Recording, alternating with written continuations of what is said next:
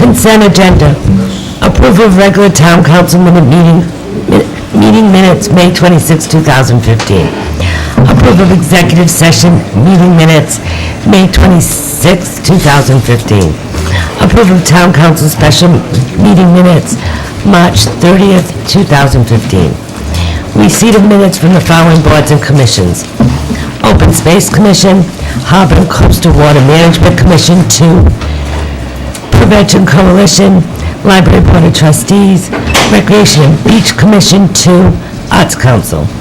Correspondence received and filed from the Foster Town Council resolution in support of H6040, H6041, H6042, H6043M, S816, S818, and S820 regarding state guide plan and statewide planning program, and providing for municipal choice as to Roadmap Rhode Island. Letters in support of Recreation Summer Day Camp Program 3.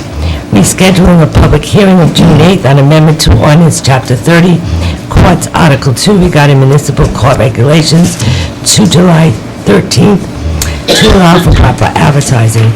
Town Administrator, May monthly department reports. Police and Fire Department overtime reports for May. Town Administrator distribution of documentation of legal authority on fees for Police Department. Any of the council members would like to pull anything from the consent agenda? Yeah, Madam President, I would just like to see A7 for just a couple of questions. CA7? Anyone else? Madam President, CA3B. Anything else?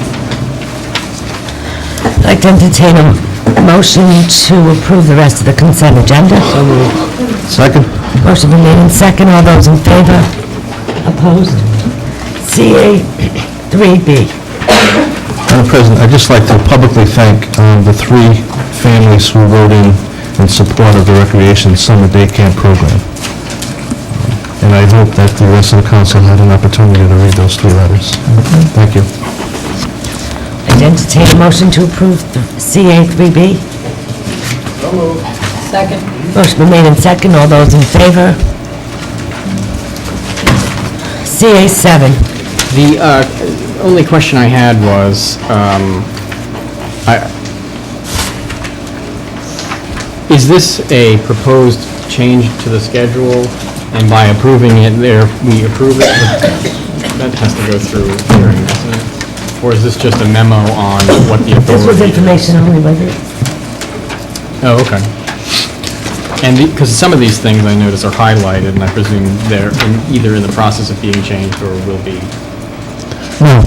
So the project was, and perhaps I misinterpreted your words, Councilman, but it was to document, because you have asked in the past, where do these numbers even come from?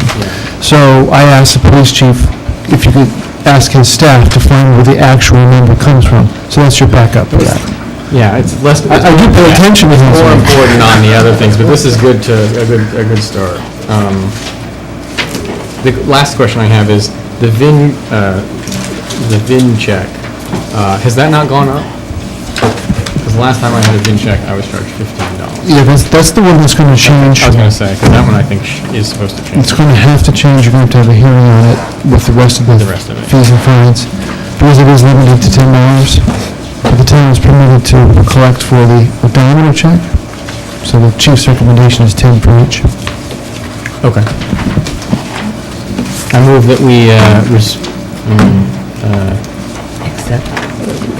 we accept and receive the distribution of documentation of legal authority on fees for police department. Second. Many thanks to town administrator. Motion been made in second. All those approved? Aye. Opposed? Advertised public hearing, town administrator, amendments to fees and fines and resolution. Recreation fees continued from May 11, 2015. Recreation program fee for summer camp. Mr. Wojcik. Madam President, in connection to Councilman Perry's comments, I just want to say that we're sticking with a camp program. The camp program that has been formulated will go on. We're up to 14 children, and sign-ups are still open. Which is much better. It's better. It's an improvement. And I think the thing that's very important, and I corresponded for the information of the council this week and prepared to discuss it at any level of detail is desired, that this is a tremendous opportunity to run a pilot program to establish the daily schedules and the use of the town's assets that is envisioned with the original proposal. So I had a meeting in my office today with a young woman who was college age, a somewhat a mature adult business person from the town who wants to be involved in this, the director of the senior center, and our library director and children's library director to talk about how we would leverage the library as a building with its collection and the opportunity to use space in the building on rainy days or as programmatic space. The opportunity to use the senior bus, which very conveniently seats 16, when everybody's all strapped in properly. So 2 counselors and 14 kids. On those 2 days every week and every other Friday when it's not used for the seniors, it should be used for something that benefits the town. So there won't be any change in the fee to accommodate this use of the town's assets. But what we're trying to do, and the ideas were excellent, and those of you who enjoy the presence of children will understand that having a summer camp with weekly themes, so we're talking about 1 week would be about heroes, another week would be about birds, and we would take advantage of the Audubon Society's presence in Bristol and the Riker Preserve, and have a whole week where the kids are just doing crafts and being exposed to nature and the different things that Tiverton offer. Having said that, I think it's important that the public have some confidence that when they raise their voice about something that is valuable to them, that they're listened to. So I'm not comfortable continuing to run the same old program for $75 for the whole summer. I'm looking for, as you see in this proposal, a slight increase up to $100. A sibling would get 25% discount. So if you have a sibling, it would be $100 for the first and $75 for the second. And going back to that council, we used to run it and see what we can do, somewhere between 3 and 5 hours a day, and just keep that program going. Obviously, my hope is that because the summer camp program is designed to be more revenue neutral to the town, that more kids, once it's established and the reputation is built and everybody sees that there's real value being delivered, that would continue to grow. But for the meantime, I think it's necessary to smooth change and to not have these bright lines. I mean, I think we did, Keith Corley and the Recreation Commission did a tremendous amount of research before they even brought you the proposal to have only the summer camp. But having heard the feedback from the public, this is an appropriate thing to do. Now, the first thing we need to do is establish the fee, and then we'll try to staff this and get it up and running at an appropriate level. We probably won't have 40 kids because we got 14 on the other one, but we're still going to have enough demand where it'd be worthwhile for people. We should probably reach out to the high school too to see if we can get a community service Volunteers of program. community service, yeah. They're always looking for community service, so. Now, I should also say, I'm very complimentary of the Tiverton Education Department for making their facilities available to us to support the summer camp program. Drop-off point's going to be Ranger, and when we need, if we do need backup at the high school, it's been discussed and will be permitted. So my compliments to the schools for supporting the town's recreation program. So you need a motion from us to... Yeah, because I need to amend the fee schedule to go up to the $100 from $75. Any discussion from the council? Yeah. At this point, I'd like to open it up to the public. Anyone from the public? Susan? Hi, Susan Gill, Recreation. I just wanted to mention a couple of other things. We've met a couple times, we've met twice in the last 2 days, going over a more formalized plan, and we're going forward with that. I received 2 applications on Saturday. I received one in the mail today and had another mother. I think will put us up to 16, which is what we're staffed at for the 8-to-1 ratio. I'm getting very excited about this program that we have to offer. The only thing that I would like to point out to the council when they consider doing a half-day program our partial day program is the budget constraints that we have. I went through the proposed budget for next year, and right now, what we have is we have $18,000 budgeted for the beaches. With the addition of opening Grinnell's, that puts that payroll at $32,000. So we're short $14,000 to fund the beaches for this next fiscal year.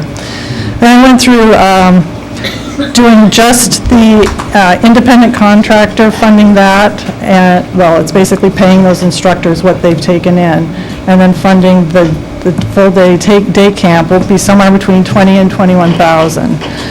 And that we have been budgeted $24,000. So my point is, when we started out our budget for this year, we were funding staffing of Fogland and one program. Now we are stressed with funding 2 beaches and 2 programs. So it's going to be up to the council to find lots of money to fund these programs. And I think we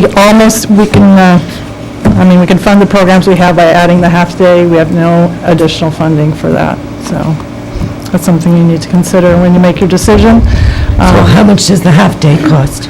I don't know. I have no idea, because I don't know how many staff there would be, how many kids there would be. I don't know. What did it cost last year? Do you have a rough figure? Yeah, I did. I went through it.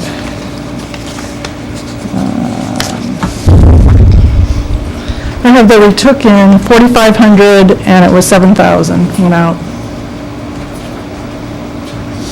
And right now we have 3 weeks till school. Is it 3 weeks? 2 weeks? I don't know. 2 or 3 weeks till school's out. We've done 4 walk-in registrations. Our commission, no one else is interested in doing any more sign-up days. We've come 4 times. We did discuss it at our recreation meeting. It was the decision by our group not to run the half-day program this year. We recommended that we would do that next year. We were willing to consider that, but given the short time, right now we don't know if we have staff. We don't know if we have an adult to staff it. Just trying to put it together in the next 2 weeks without knowing how to do sign-up, how to staff it. And we have no money to fund it. Puts not only the council in a tough bind, it puts us in a position that's difficult when we're trying to focus our attention on getting Grinnell's up and running, in addition to Fogland, as well as running the summer camp program at Ranger. So those are the things we're I certainly appreciate the commission bringing up its concerns, but first of all, I'm not a cavalier about numbers, but the numbers you just discussed are so small compared to the numbers I deal with all day, with the problems that I'll update everybody on a little bit later in the meeting. So I'm not going to lose a whole lot of sleep over that. The thing that's important to remember, Grinnell's will still be closed next year. So I don't know if that's been factored in, but Still be closed? next year. So this time next year, we hope the construction project will be underway. So we won't be opening the beach then, so those expenses will not pass through at that point. Oh, You have half a year's worth of, or half It's a season. basically Memorial Day to June. Memorial Day through the end of June, but it's still part of it. the end of June. And the thing is, we'll have to manage how aggressively we open Grinnell's and maintain and run Grinnell's this year in order to accommodate the fiscal constraints of the town. We may not be able to.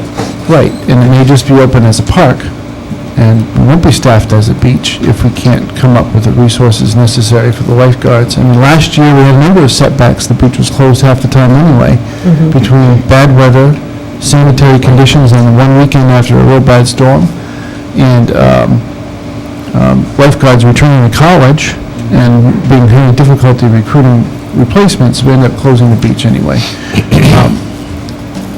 I hate to sound like this, but I'm prepared to muddle through and make it work.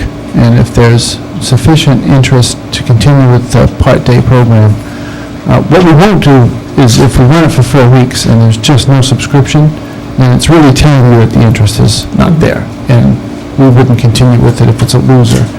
But if the voices of the community are such that we might have 15, 20 kids who want the part-day program, but I think it's still worthwhile trying to pull it off. And if we need to make And then we have a total of 30-some If we can make the children necessary involved. transfers at the end of the season, then we would.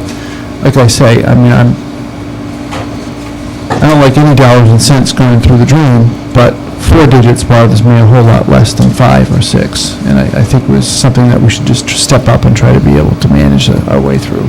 Just in round numbers, Matt, do we have an estimation, rough and understanding of what, even at a minimal level, the half-day program would require for staffing? Really, I mean, I think Susan detailed that. It really depends a lot on Yeah. how many people sign up. And, remember, there's not a lot of programming that goes into that. And the counselors will describe the program to you as the kids are dropped off and they get minimal supervision, but there's no attempt to program or fill the day or spend money on crafts and all the rest of it. It's a park program. The kids come and play in the park and they're watched, yeah. And what people Kickball. said at the last meeting, these are children that normally have babysitters at home, and this is more like a socialization for them, or so their grandparents can go and do some errands and drop them off. Right. So it's not like that these people have nowhere to put their children, they've already found somewhere. This is more like a socialization type thing. I wonder if you could just get it out to the schools, a flyer that you'll be running a half-day, and if anyone's interested, call the town hall or someone. We're kind of strapped for funds for publishing, printing anything Well, I else, don't and the think schools that would the schools won't put it out electronically. No, but we could put it out electronically just from here. Yeah. We- I don't It would just want be Bob the to cost. counsel down the implementation details of this. I mean, I I'm think, worried that yeah, she says that she may not be able to advertise it correctly, but yeah. I agree with Mr. Wojcik. I think we're looking at, according to what Mrs. Gibbs just mentioned, was probably around $4,000 to $5,000. yeah, that's what I just looked at. There's plenty of money in the future fund for next year to take care of that. Well, it depends on what else we need. I don't know if the phrase "plenty of money" is a good phrase to use at all. Really, there's not plenty of It's a money. matter of making it a priority. Yeah, so there's plenty of money in the future fund. Yeah, but there's like $200,000 we have to use for food. I know that. That's $40,000. I know. Between, I mean, you're speaking with enough certainty and authority to say that between this year's budget and next year's budget, we'll figure out a way to do it. Yes. Just a little bit of bullheaded effort sometimes, too. And as far as the advertisement, we could probably handle that here for you and just do a flyer here. I just has to be a copy machine to make. I'd like to weigh in if I could. Sure. First talk about the beach. I look across the river, I see the beach in Portsmouth, you can drive up, you can park, you can go on the beach. You don't have to pay, you don't have to have a pass. I don't understand why for just this year, we can't just open the beach. Without lifeguards or anything. Well, you go there, after a certain hour, there's no lifeguard. You go there certain days, there's no lifeguard. I mean, it's, Would it be the liability? not any more than it is in the evening when there is no lifeguard after they, open it up for everybody. As far as the summer rec, I mean, to me, if we've only attracted 14 people, I think it's come to the point where it's, Red Cross swimming, eventually, people lost interest. And I think there are so many options now for different things for parents to take their children while they're at work that have exciting and up-to-date playgrounds, and I don't understand why we're beating our head apart. I think we need to have a long discussion on the future of this town's recreation department and where we're going to go and what the future is going to be of that recreation department. I know it's probably not for this agenda, but it's just my opinion that we should probably just let the program go away like the dinosaurs. I don't agree with that, and I think that a lot of people came to the last meeting and there was an interest in the summer program, and like I said last meeting, I think our seniors and our children are priority, and if we can do something for them and even have a place where they can play safe with supervision while their parents or grandparents are doing what they need to do for the day, I think we owe that to the town. Oh, what's your opinion? Well, right, and that was yours. Hi. I'd like to thank Susan and the Recreation. They came I went to the last recreation meeting, and Just say your name and address, I'm sorry. Dana Kurt, 3 Wakefield Lane, Tiverton. And if you've ever had a kid that's used the recreation program, you'll like it. It's convenient. I have. It's easy. It's something that they like. My mom watches the kids. It gives her a chance to have a break for a few hours a day, gets the kids a chance to socialize. I appreciate the all-day thing. It's just that there's so many other options for the all-day program that this half-day program is really just perfect for my needs and a bunch of my friends' needs. And I would just like to say that if you need help, reach out to the parents that are using it, and we'd be glad to put it on our Facebook page or any social media that we're using, or word of mouth, tell our friends, hey, the rec program is back, and, sign your kids up. So, that's all. Thanks. Thank you. Anyone else from the public? Any other comments from the public? Any other comments from the public? Councilors, anything else to add? The only thing I'll say is that, I think at 16 now, I think I really don't want to marginalize those 16 children and their parents. And I think the email that Matt sent around and he referred to ticked on all those boxes about, access to the waterfront, access to the library, access to birding and those sorts of things. While birding is not super exciting, it's pretty fun for people who bird. Well, I think if it becomes successful, I think it is terrific, and I really think that we're. I know it's not on the agenda for that, but I just want to totally be on the record as saying I think we really owe it to the people who signed up and are interested in this, and the people participating. Even the counselors are eager to get an exciting camp program first in the town, on the books and start really impacting young people's lives.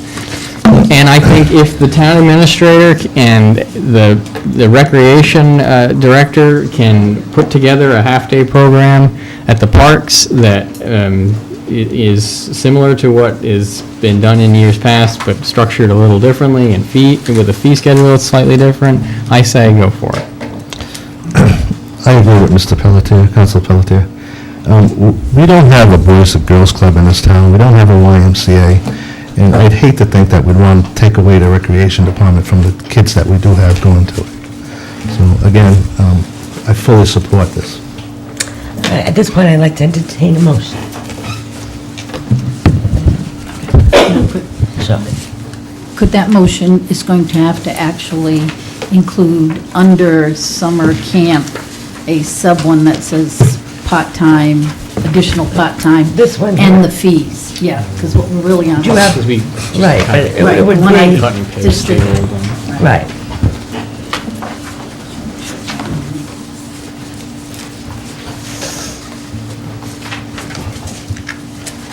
Brett, are you working on the motion, or you want someone else to make it? Anybody can make motions. I know, I don't hold a monopoly on motions. It's just that you were looking at it, I thought you were... I'll make the motion, then. I was wondering why we were waiting. I'll move that we authorize the Recreation Committee to charge $100 per summer for a half-day park program per the revision attached to agenda item B1A. With $75 for additional sibling. And $75 for the additional sibling. Is that what you wanted, Nancy? Yeah, I just want to make sure it includes both adding the program and the. Second. Motion been made in second. All those in favor? Opposed? 6-1. Thank you, everyone. And I presume in the coming days, you'll have a notice or something of some kind of structure and design. Non-advertised license. Anyone want to try to pronounce? El Jadro Artiga? What? Alejandro Artiga. Pelagi's. Pelagi's 2000, Incorporated, 55 Bacon Street, Pawtucket. Request renewal of peddler's license subject to meeting all legal requirements. I'm very good with the Portuguese names. This is a pretty common thing. I don't know, do we have to do public input or not? No, we don't. Okay, Is so- anyone here from there? No. No. I would make a motion that we approve the peddler's license, subject to meeting all legal requirements for Alejandro Ortega, Pelagis 2000 Inc. And that's it. Second? I'm sorry? If I may, just suggest one added amendment after speaking with the town clerk, that there be a restriction that the individual is not permitted on the beaches. They're not permitted on the beaches by law. That's correct, but I understand that we They may didn't want some apply for formal that. language. They didn't apply for that. So they're subject to the Right. regular law, which says you Right. can't be within 500 feet of a beach or park. But I will add that as well. I have a motion in this. It was second. Second. Motion second. All those in favor? Opposed? Pet, non-advertised license, Pet Partners and Forever Paws request an F liquor license, beer and wine only on July 26th. Well, from 48 PM to be held at Sandywood Center, 43 Muse Way. Is anyone present? I am. Hi. I'm Cheryl Karen, 91 Mott Drive, Tiverton, Rhode Island.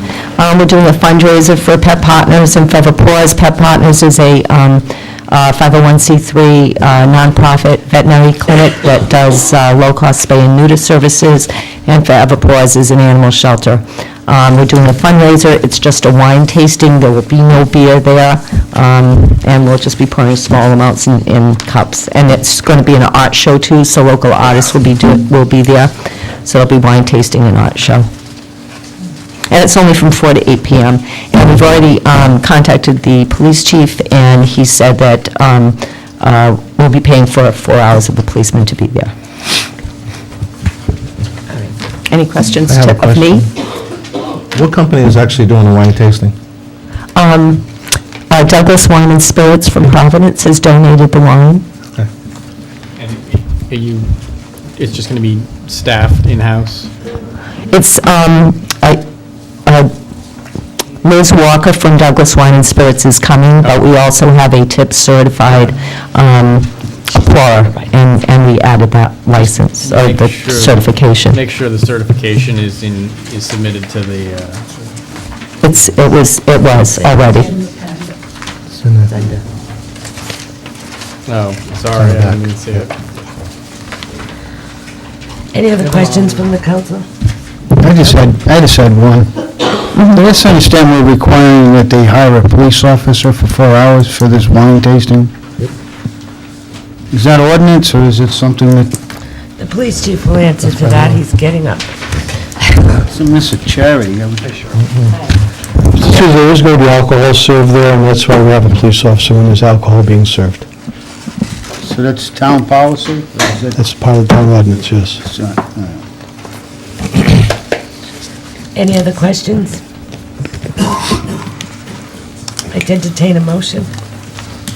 I move that we approve the request for an F liquor license, beer and wine only for Pet Partners and Forever Paws for July 26th from 4 to 8 p.m. to be held at Sandywood Center, 43 Muse Way, subject to meeting all legal requirements. Second? Can I ask one more question? We also applied for an event license, and that isn't on here. I just want to make sure that's okay as well. Nancy? I'm sorry. They've also... Event license? Event license. I'm going to issue that myself. It doesn't need It council doesn't approval. need council. Okay, thank you so much. Motion's been made and second. All those in favor? Opposed? Thank you. Non-advertised license continues. Hess Retail Operations, LLC, 1308 Stafford Road. Request approval of name change to Hess Retail Operations, LLC, DBA Speedway, number 02826, subject to meeting all legal requirements for petroleum storage license, victoring license, tobacco dealer license, and holiday license. Anyone here from Hess? If I may, Madam President, this is really just a technical change where It was under Hess LLC, and now it's doing business as Speedway. I know that moving in the future, you're actually going to see a request for a transfer of a license as these actually change business hands. But because the corporate structure remains the same, it's just approving the name change. I move that we approve the name change from Hess Retail Operations LLC to Hess Operations LLC, doing business as Speedway number 02826 for petroleum storage license, victualling license, tobacco dealer's license, and holiday license, subject to meeting all legal requirements. Second. Any discussion? Motion's been made in second. All those in favor? Opposed? Not advertised license, Jason Peckham, 220 Pond Bridge Road, Down to Earth Food Vendor. Request approval of peddler and hawker's license, subject to meeting all legal requirements. Madam President, you may want to consider as a council making a motion to also address H1 at this point in time, which is the request for the award of the RFP to this individual as well. If you recall, the last time we did this, we combined those two. I move that we take H1 out of order to our current place on the agenda. Second. Motion's been made in second to move H1 to the present. All those in favor? Opposed? Okay.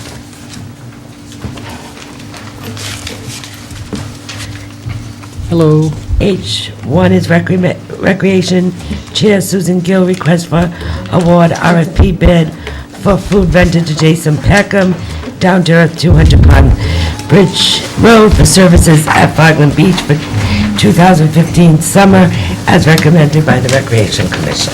Hi. Yeah, we reviewed the RFP and our commission voted to approve this bid for Fogland again this year. And we didn't know if you'd want to extend that to Grinnell's also, since that beach will be open, both of the RFP bids, for discussion. Matt, did you hear the question, whether we should extend this to Grinnell? Yeah, I know, I think I've asked the Recreation Commission not to do that about 100 times. Okay. Specifically because, again, we're experimenting with ideas and we're trying to make sure they work, and we're also trying to, We don't know what the future of Grinnell's is going to be this summer. Exactly. Okay. I just want to make sure that we don't regret allowing, this is the first time the town will do this, we'll allow food and beverages to be sold on the town beach. And Fogland is relatively isolated location. Grinnell's is not. There are businesses around that area that sell food. And I didn't want to run into that mess, which was precisely why I wanted this limited to Fogland. Since I have the floor, I'll just take, if I have your indulgence, for about 30 seconds. It's a very exciting development. We have 2 food trucks, both of whom are owned by Tiverton residents trying to start a business, utilizing just the natural environment and the natural level of demand here in the town. God forbid I think about quality of life, but I think it's very important and it's exciting, and I'm looking forward to these guys being open because you probably have to call me there to find me. Madam President, if I may, I have also drafted a proposed contract for both this individual and the other food truck vendor, really just reflecting the RFP with some other protective language and the insurance requirements so that the Recreation Commission can work with them to sign on those contracts.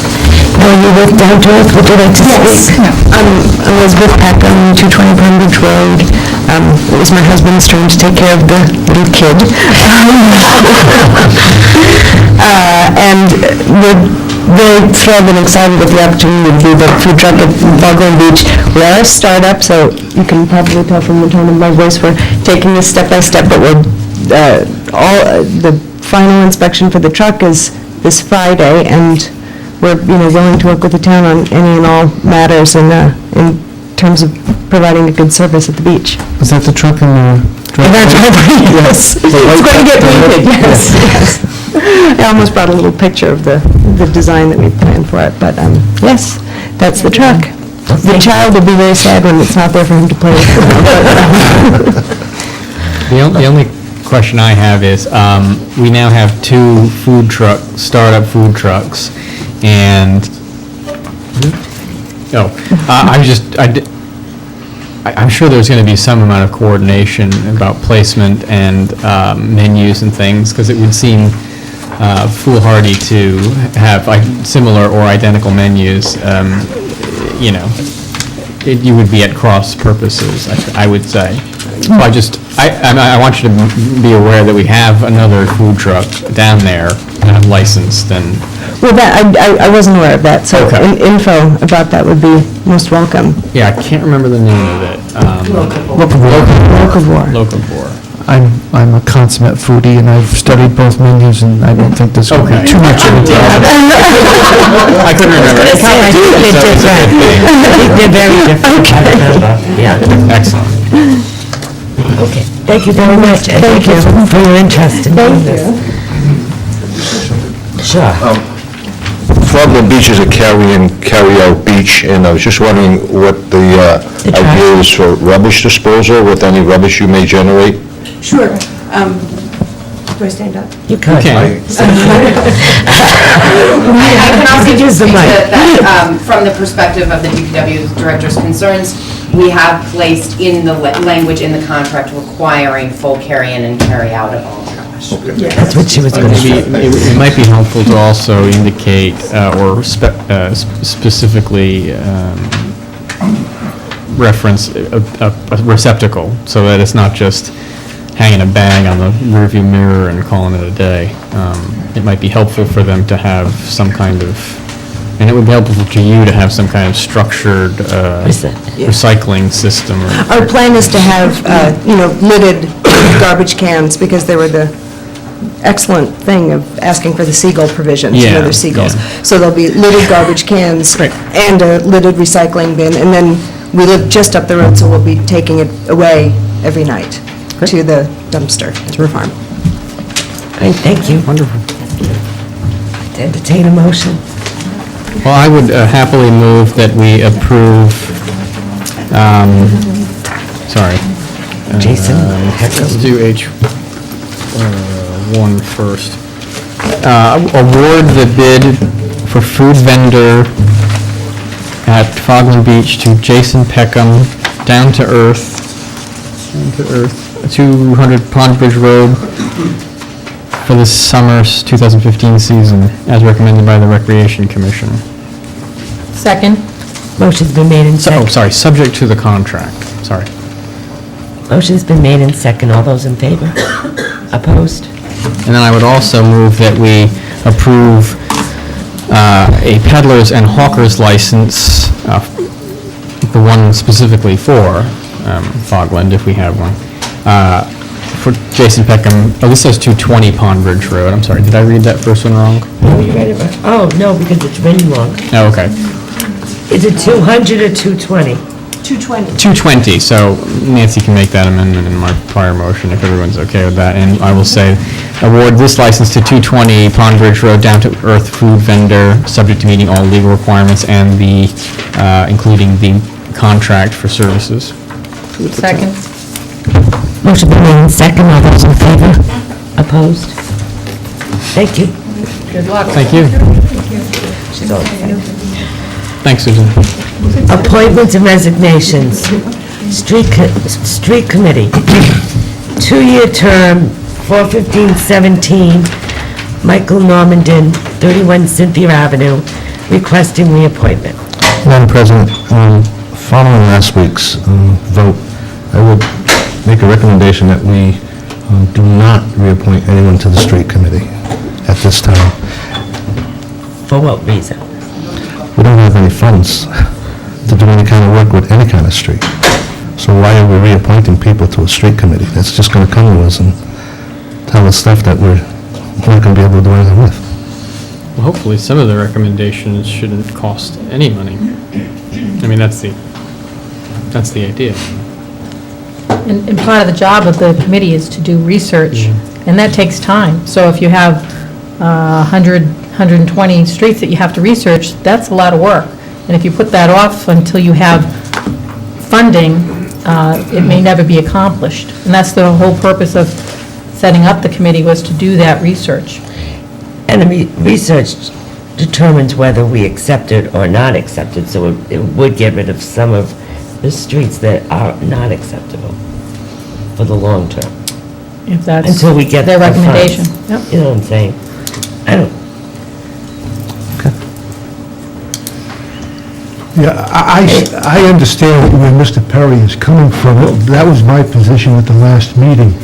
It seems to me that with each time one of the taxpayers makes a presentation, that their street should be accepted for purposes of repair and maintenance by the town, we're in a sense making a representation that we in fact will follow through.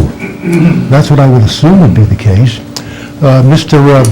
Odell, I believe, at our last meeting, with respect to Cynthia Avenue, indicated that he had a proposal for complete repair of that one street for, don't hold me to this number, I believe it was $45,000.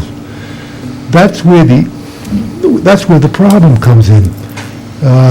If the street committee continues to bring forward suggestions or recommendations for accepting these streets for their maintenance and repair, we're really letting down the taxpayers by saying, okay, well, that's fine, but we simply don't have the money to do anything.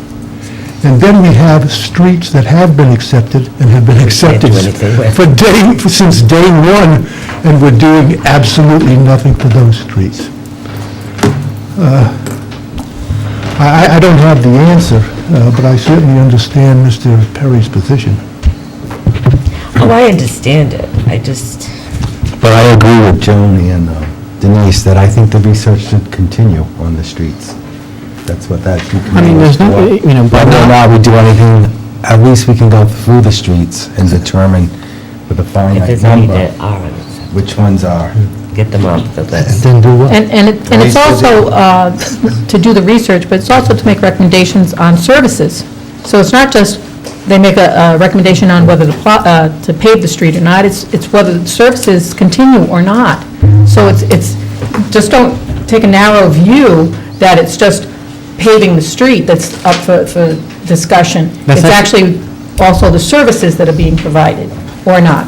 But the paving of the street is not up for, it's not up for discussion. I mean, that's not what the Streets Committee is tasked with doing. They're not coming to us saying, here are the capital needs of this particular street, here's how you're going to do it. Their recommendation is of a legal framework, that historical documentation that supports whether or not this particular street is a legally accepted street or not, and pretty much they can make a recommendation as to whether or not services ought to be suspended or not, or they can not. But it's up to us to make those policy decisions and make those legal arrangements with other people. And I think Mr. Normandin has been particularly willing on a committee that has not had a ton of willing people over the last decade or more, I'm sure. Rosemary's here, and Nancy, you've been doing this for quite a lot longer than I've been. Is Mr. Normandin here?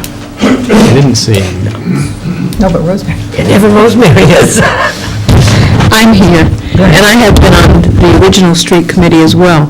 And I think that we're here, we make recommendations to the council, whether or not you take them under advisement or not, or make a decision, if you have the intestinal fortitude to make a decision. I mean, that's one thing, but I mean, we've spent many hours, and Nancy was on the original one as well. I mean, in the vault, I mean, in Mr. Bellucci, everybody listens to the people that come in. We're objective, we've done a lot of hard work, and I don't think, personally, it should be abolished. I mean, we're here for the purpose of serving the council as well as the citizens of the town. So, Thank you, you Rosemary. have the last decision. Is Michael Normandin is not here? Okay. Just want to give him a chance. Madam President, I can understand the concept of their recommendations. And as far as services go, if they're going to recommend services, I'd gladly listen to them. But as far as repairing or accepting any street, I will not be voting for it. We've got enough streets that need repair right now that have been accepted. I think the disconnect for me is that it doesn't, by eliminating the street committee, it doesn't I'm not eliminate. eliminating the street committee. That's what you just suggested. I said to postpone. I said to not recommend anybody right now. But if you don't, then they can't. Can't meet. Either way, This is not a quorum. either way, the work that is required to be done is required to be done. We have just not been doing it. There are these administrative anomalies, and I don't even know if I can call them anomalies, there's 150 of them. But there are these gray area streets that, because we don't engage the streets committee, doesn't make those streets go away. And it also, when we accept a road, subject to certain terms, we don't automatically pave the road. Just like we don't, when someone calls and says there's a little bump in my at the end of my driveway, we don't go rip up their street and pave it. I mean, there's a structure of how the capital needs of the town are addressed, and they have a role in funneling those streets that can be identified one way or the other. And I think it aggravates me that it takes forever to go through these, and we've been talking about some of the same roads for as long as I've been here, but that's the way it goes. And, that work needs to be done, because if we stop doing any inquiry into those streets, those question marks don't go away. They just continue to fester there. Well, I'm going to suggest to Councilor Perry, in a close situation, I'm convinced maybe we should keep the street committee going as long as they recognize that we may or may not be able to do something constructive. And by constructive, I mean repairing some of these streets. So that I spoke with Mr. Norman Dean just last week, so I'm surprised he's not here. I know that he was looking forward to being reappointed. So I'd make the motion to reappoint Mr. Norman Dean for another term of 2 years, expiring April 15th, 2017. Do I have a second? I second it. Any further comment? I will just say that I don't think anybody on the Streets Commission is under the delusion that their recommendations automatically trigger a massive capital needs project that is going to be undertaken immediately in the town of Tiverton. No, I agree with the motion. It's the taxpayer. That is an exercise in managing expectations, but I think we, over the course of our however many decades in this town, have made it abundantly clear that those boards and commissions are advisory only, for the most part. So I don't think they live under that. And maybe we have an exercise in managing expectations of residents as well, but that's all. You've convinced me. I have a motion on the floor in a second. All those in favor? Opposed? Okay. It won't make you go to the meeting if that's any consolation, Dave. Open Space Commission, 3-year term for 1518, Martin Van Hoff, 170 Boogamarsh Road, requesting reappointment. Is Mr. Van Hoff here? I saw one over there. Hello. Tell us a little bit about, tell us why you want to be back on the commission. I've worked with that commission for quite some time.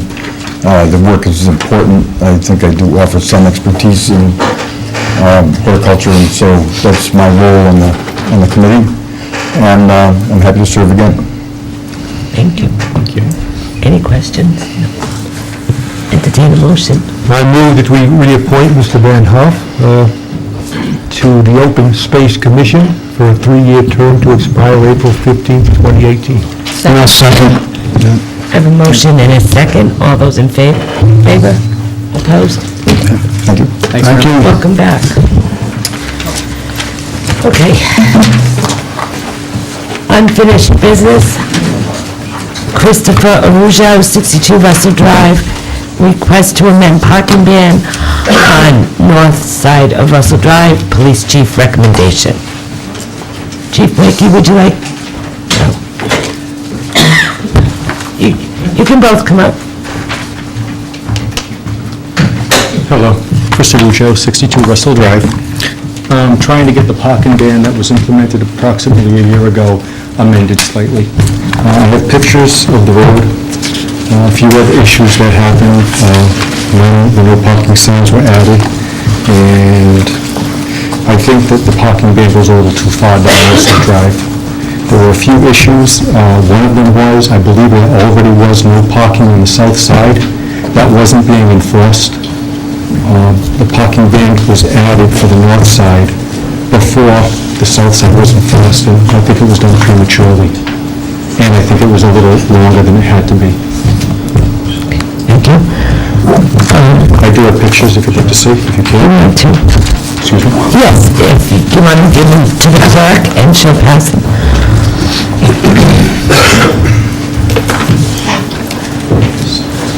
Chief Ricky?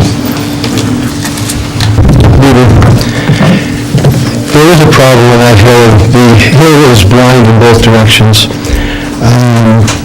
Even if the parking wasn't in view for us, and I concur with Mr. Rujo, there is parking on that street.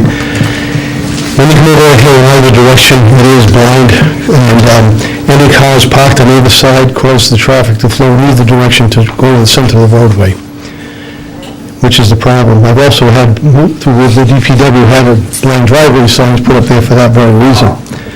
I have looked at all the property in that area. I actually parked in Mr. Rujo's driveway and waited for a while to monitor the traffic myself. All the lots in that particular street in that area have double driveways which could hold 4 cars. Except Mr. Rujo's, it has a very thin driveway that holds 2 vehicles. Mr. Rujo said that he is looking to rent this property out. By examining this property on the east side of it, there was actually some flat land that there could be another driveway, could be put into that area. It isn't that expensive, I realize that, but definitely to help with the safety issues in that particular area. I don't think I'm sorry. So what is Mr. Rujo asking, just in front of his house? I think he's asking, yeah, go. Let's speak for Mr. Rujo. Yeah, if you see the pictures. Yeah, well, I was going to ask, which house is it? Yeah, I know which branch is, If you look at the beginning, they're numbered, I believe, 1A, B, C, D, 2A, B, C, D. It starts with A, and that's on the east side, and the pictures are taken driving from east to west, going from Fish Road towards Main Road. The first no parking sign is pole 7, I believe. That's above the crest of the hill. Then the next pole is pole 6, where I believe it's blind driveway. You continue down, you're over the crest of the hill, there's another no parking sign on pole 5. That's before my house. And then the last 1 or 2 pictures, there's the last no parking sign way down, and it's almost flat land. And all I'm asking for is that no parking sign on pole 4 gets removed, and a no parking sign gets added to the east side of my property, on the east side of the driveway. And I believe if you see those pictures, it's very flat at that point. Chief Blakey, what is your recommendation, that we keep it The recommendation is that we keep it as is, just because of the sight line. Again, that wasn't just my own opinion, I took other officers over there, we monitored the area. And as I said, Mr. Rujo has 100-foot frontage, there's more than enough room to make another driveway. Although it is an expense, if it is going to be a rental property, it'd be up to him to have a driveway there. Yeah, the white. I'm not looking for overnight parking either. It doesn't have to be. But, I understand expanding the driveway, but if you want to have people over, they're parking away from the house, they have to walk up or down the road. I think it should be a little more convenient. And again, I'm not looking, if it can't be overnight parking, that's fine. But I think during the day, we should be able to park on the lower side of the driveway. And I disagree with the chief. I do think that you're past any impaired vision or line of sight, and you're at flat ground at that last pole, and you're at pretty flat ground at my driveway. The speed limit on the road is 25 miles an hour. I think if that was adhered to or enforced, it'd be a lot easier for traffic to flow around any cars without any issues. The problem I've had is not parking on the street, it's people speeding more than anything else. And I think that should be addressed too. I go up and down this road quite a bit, and neighbors called me about this road, and I did a lot of traveling up and down, and there was at least twice I almost had an accident because I was coming over the hill and people were coming this way. Was there parking on the south side? there was parking on the south side at the time. But even if there was parking on the north side, it would cause still the problem, because I would have had to go on the south side. But you could say that for the whole street. Well, anyway, I did get many complaints from neighbors and people that were going up and down Russell Drive, and I did bring it to the administrator's attention, because people were afraid of their safety going up and down this road. I think that that's what happened, but... As Mr. Joe said, it's not he said you could park on Wall Street, but you want to start parking on the property. I think there's enough area on the side of his property. On the east side, there's definitely a flat land area. There's actually a staircase on that side of the building, so it's not far enough away from his building. And I agree with him, I wouldn't want to see someone parking on Wall Street and walking across, but there's definitely enough room to have a driveway put there. Thank you. I would recommend the council stay as status quo. Chief, where is the closest unobstructed parking area on that street? Unobstructed? Well, where would you, if I drove down Russell and it was facing west, down the hill, where could the closest distance park to, this property? Would be further west, right? It would be closer to Main Road. Yeah, and there are, 3 houses between you and, it's you and 1, 2, 3, and then the funeral home? Yes. There's also a cell. Please. And then there's Earl Lane too, right? Earl, yes. There's also Earl Lane. All I'm asking for is the last sign on pole 4 to get moved to my property. I'm not looking for a ban above that, or I'm not looking for that to be removed. And again, if you look at those pictures, I think it shows you're on flat ground, you've come over the crest of the hill. If you're doing the speed limit, there's plenty of room, and there's plenty of, you should be able to see there's a car parked there, just like you could past the sign. I mean, it's almost the same pitch at that point, where there's no parking in front of my house to where the actual is parking again after that last sign. I just have a problem going against the police chief's recommendation that that sign stays there, to tell you the truth. The next question will be, the next person that comes in wants the sign moved because it's inconvenient. Keep moving up. It wasn't done haphazardly. There was some planning taken, and we did look to see where the sight line was. Question also, ideally if someone's going 25, but we have to be factual, and there's a lot of distracting driving. We're trying to prevent something from happening in that area, that's all. Is there currently a parking problem if you park further west? I mean, you've got 4 houses in the funeral parlor. That's all parking up until the last pole before Main Road, right? Correct. No, there's not. I didn't take pictures past that, but I think there's a few other utility poles past pole 4 where there is parking allowed. Yes, so I'm saying, but you can't park within X amount of feet of the intersection. Correct, by statute. Yeah, so until the last pole in front of Pecassid Funeral Home, is that between that area and their driveway and your western border, that's all open for parking, is that correct? Yes, but I think the no parking sign is east of Earl Lane. Yes, so what I'm asking is there a problem parking is there so much demand for street parking that's what looks like 500 feet or 600 feet of frontage is occupied? No, it's not occupied. Yeah, no, it isn't. Okay. Like I said, all I'm looking for is to get the sign removed. I think we're on flat land at that point. I don't think there's a problem with the hill at all. Okay. Question? Jim? How wide is this road? It's not very wide. Is it 32 feet? I didn't measure it. 2 cars can go through past each other, no problem, no parking, that's for sure. It's no more narrow than a lot of other streets. It's not the width of the road, Mr. Souza, it's the hill itself. Yeah. People parking on the street, people traveling in the center of the road, and that creates the problem. I agree the hill could be a problem, but where my property is... But there's no parking on either side? Right. Is my understanding correct? Well, Right. no, I It think can't the be. problem was there was no parking on the south side.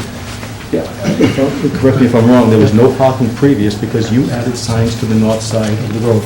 There was already no parking on the south side. By ordinance, there was no parking. Right, and it wasn't enforced.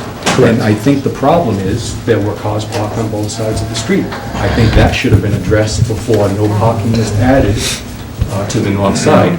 Well, quite We're not going to frankly, allow parking on the south side, we're not going to allow. right, because you still have to go into another lane to get around that car, and that... If the crest of the hill is the problem, and it is the problem, then it makes sense not to have parking on either side, not to just structure it such that the property owners on the south side of the street can't park in front of their houses, but the people on the north side can. I mean, it's equally dangerous going up and down, so... Again, I don't think the crest of the hill is a problem where I'm asking for the parking ban to be modified. No, I understand that, you said that. I just said, that's my regular run to Tom's Market, so I just never noticed a problem in that area. Well, then you haven't gone... I go up and down that road a lot. There's a lot of parking. At least twice a week.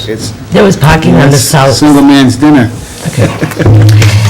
Would anybody like to make a motion or not make a motion, or just... You know... There was a problem. I'm not going to argue with the chief. If the chief said they took a good look at it and they feel it's a hazard, it's a hazard. I was just thinking one side. I mean, it's, you know. Like I said, Mr. Souza, if it could be done on one side, I assure you it would be. Yeah. And it's a dangerous situation in both directions, sir. Would anyone like to make a motion? No. Then the request has been denied. There's no motion to amend the ordinance. Okay, thank you. Thank you.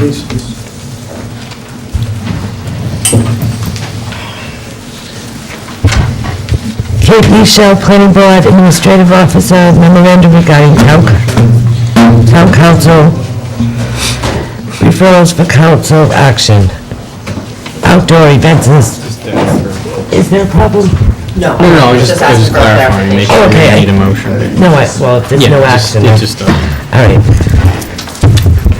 Outdoor events and accessory events, Article 10, Section 1E, shared parking, Planning Board memorandum dated May 14th, 2015, advisory opinion, Planning Board Chair memorandum dated May 20th, 2015, request for continuance, environmental review statement requirements and watershed protection overlay zoning ordinance, Article 7, Section 4 and 5 regarding authorization of simultaneous variance and special use permit, and zoning ordinance, Article 15, zoning board of review, Section 5, procedure for special use permits. Kate? You all have your...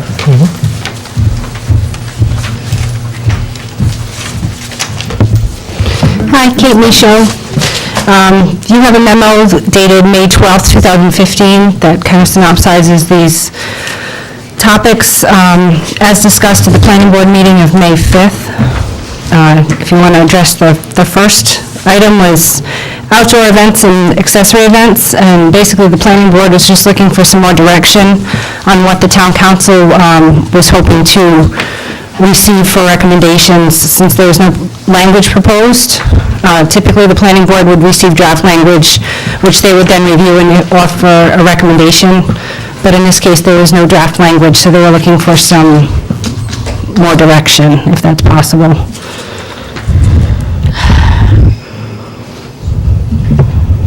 I just have a question. Yeah, go ahead. Is there no instance where the planning board would craft their own language? That's what I was just thinking. There is, and that's why they were asking, is the town council anticipating regulations for the whole town or just for certain districts?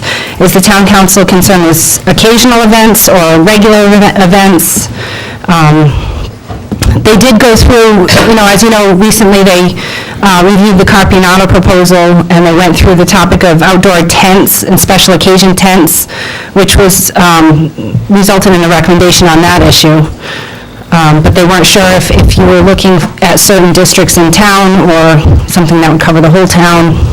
Well, this came up because there was outdoor events that were permitted, and they're having them anyway. So we wanted the planning board to look at the policy, the procedure, and give give us some direction, because there are outdoor events going on that should not be going on. And I think we're all aware of it. And so we wanted some direction on what to do about that. Okay, What is the, That's what precipitated this. The four corners, the four corners. And some of the outdoor events that were going on were going out without permits, and then other people in that area were coming for permits and weren't getting them because it wasn't allowed, when they saw weddings and things going on in the same area without a permit. right, and I think that Wanted some direction. that's what, it also is complicated by the fact that there's a special use permit application pending before the zoning board for those events. So, They're going on anyway. So why is that? right, so that would be an enforcement issue at so the current is time. it the zoning code, is it what, just walk me through this a little bit so I understand. So what triggers the sort of violation or the denial of a permit, whatever it is the fact, for an outdoor use, is the fact that technically that would be an accessory use that was not permitted by the zoning? Is that? I would say that you would want to ask the zoning official for his interpretation on that, because I would suspect that there's been different interpretations of that over the years. Well, can I ask our zoning lawyer? That, obviously, we're having this conversation because Stephanie's that's, aware of this is an issue, and so I want to know where we are as far as, we're talking about it, but we're saying it's because there are events happening, but then I'm hearing that it may not be illegal to have these events? I don't understand. So this is, in It's not my conforming. assessment, as best as I've been able to dig into this, and I assure you that Kate has been doing a great job of trying to get me to understand all of the issues in this one area, but this is really a chicken and egg situation, right? Are there regulations, do we want to be encouraging regulations to allow these events to happen, but in order for certain events to happen, regulations need to be in place? I will take very specifically the special use permit and the dimensional variance, which by state law, unless you have an ordinance allowing those two to be heard together, we can't address it. And I know that Kate has pulled, I believe, 10 examples in 5 years where the zoning board has actually granted those two together and should not be doing so. So, you know, the Four Corners is, I would say that if we're looking systematically, the council may want to address the special use permit dimensional variance issue first, which will allow certain things to happen in front of the zoning board, which would give some guidance to the planning board for recommendations of regulations. Kate? That sounds perfectly reasonable. And I'm going to tell you as a layperson why this bothers me. It's because in the same area, there are events going on, unpermitted, in front of the zoning board, they're still going on, and then we have other businessmen coming to Nancy, asking for permits, and being denied because they can't have it in that area. So I said this is unfair. We have to look at this, and that's why it was recommended it goes to the planning board. My It's understanding just is permits are unfair. not being issued now for those. They're not requesting them.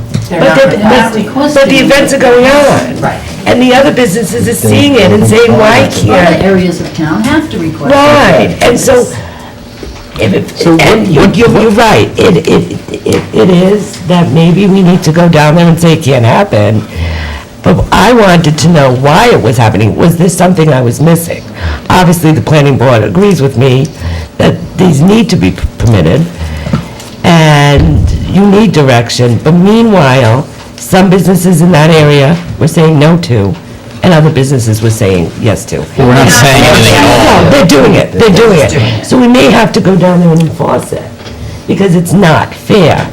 If we let one person go and we ignore it, then we need to ignore the whole thing. And then that becomes an environmental issue, that becomes many issue parking.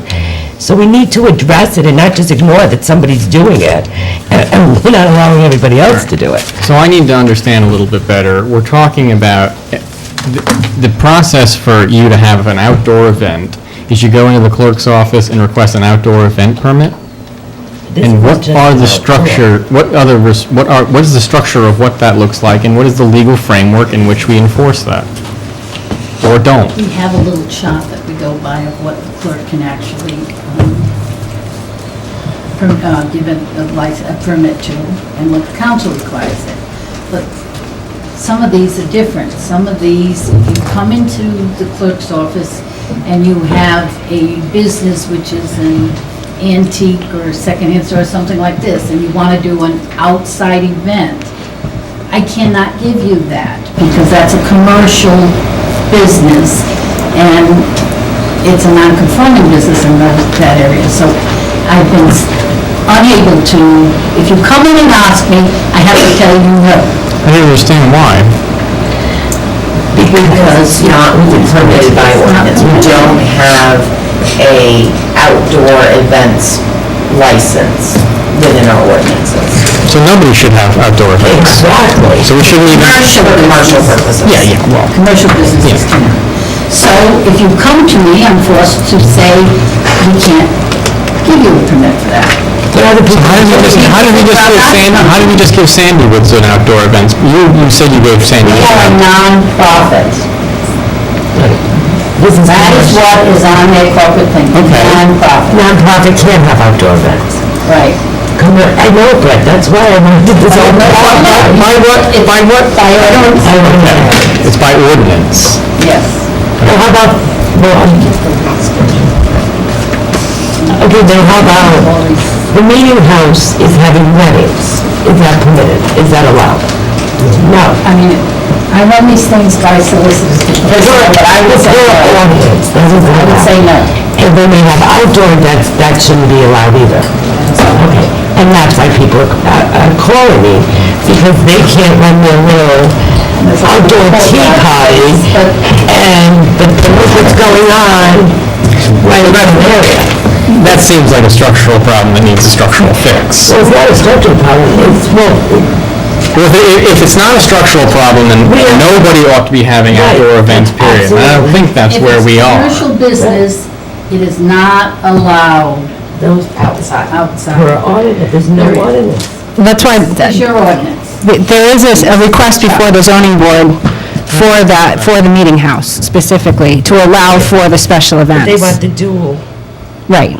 They need the dual. Right. Which we don't allow, right? Currently. That's where so that's, if I had to break it down into as many or as few steps to get this cleared up as possible, my recommendation would be that we address the dimensional variance special use permit issue first. Who does? That the council would address that. The planning board has made a recommendation with regards to that, is that correct? Correct. Could I weigh in for a second, Seth? Because I would like to know, I want this to be going back to the planning board to further explain, because right now, you're a town solicitor for Warren and Lincoln, right? And they both have different terms, right? Lincoln allows it everywhere, Warren restricts it to certain sections of the That is correct. And I would like to have the zoning board go back and do a little bit more research, planning board, I'm sorry, to do a little bit more research as to the percentage of the dimensional relief and whether it would work throughout this town. So you want them to make a recommendation whether it should be a municipally wide ordinance or whether it should be specific? And then how great of a dimensional variance are you going to give relief to? That's what I would like the planning board to do. And then my guess is that you would like to see a draft ordinance Correct. brought before you. Now, And then we can I'd like to see what the ordinance looks like cure the now. problem that's down there. well, the problem is with regards to that, there is no ordinance. So state law says if you don't have an ordinance specific that allows dimensional and special can't do use, you cannot do both. And I Now, think the exception to that, which I know was recently presented, is with regards to cell phone towers, because the Federal Telecommunications Act trumps it all. Correct. So that allows those to move forward, and that is the only exception we have been able to identify in any municipality in which we work. And is the trigger then, because this all it says is entertainment activity, is that a defined term in this particular ordinance? No. Okay, I'm still confused because I've just been told there's no ordinance that references this information, but I have a sheet, you have this sheet here that tells you. That allows for entertainment. Entertainment activity as a definition is not defined in the ordinance. an entertainment license is. And is that entertainment license defined that includes everything, or is it, It certainly doesn't include everything. so how does it prohibit anything? I think we're talking about two different things. Yeah, we are. No. The we're not. dimensional variance. I understand the special use permit. dimensional variance and the special use permit.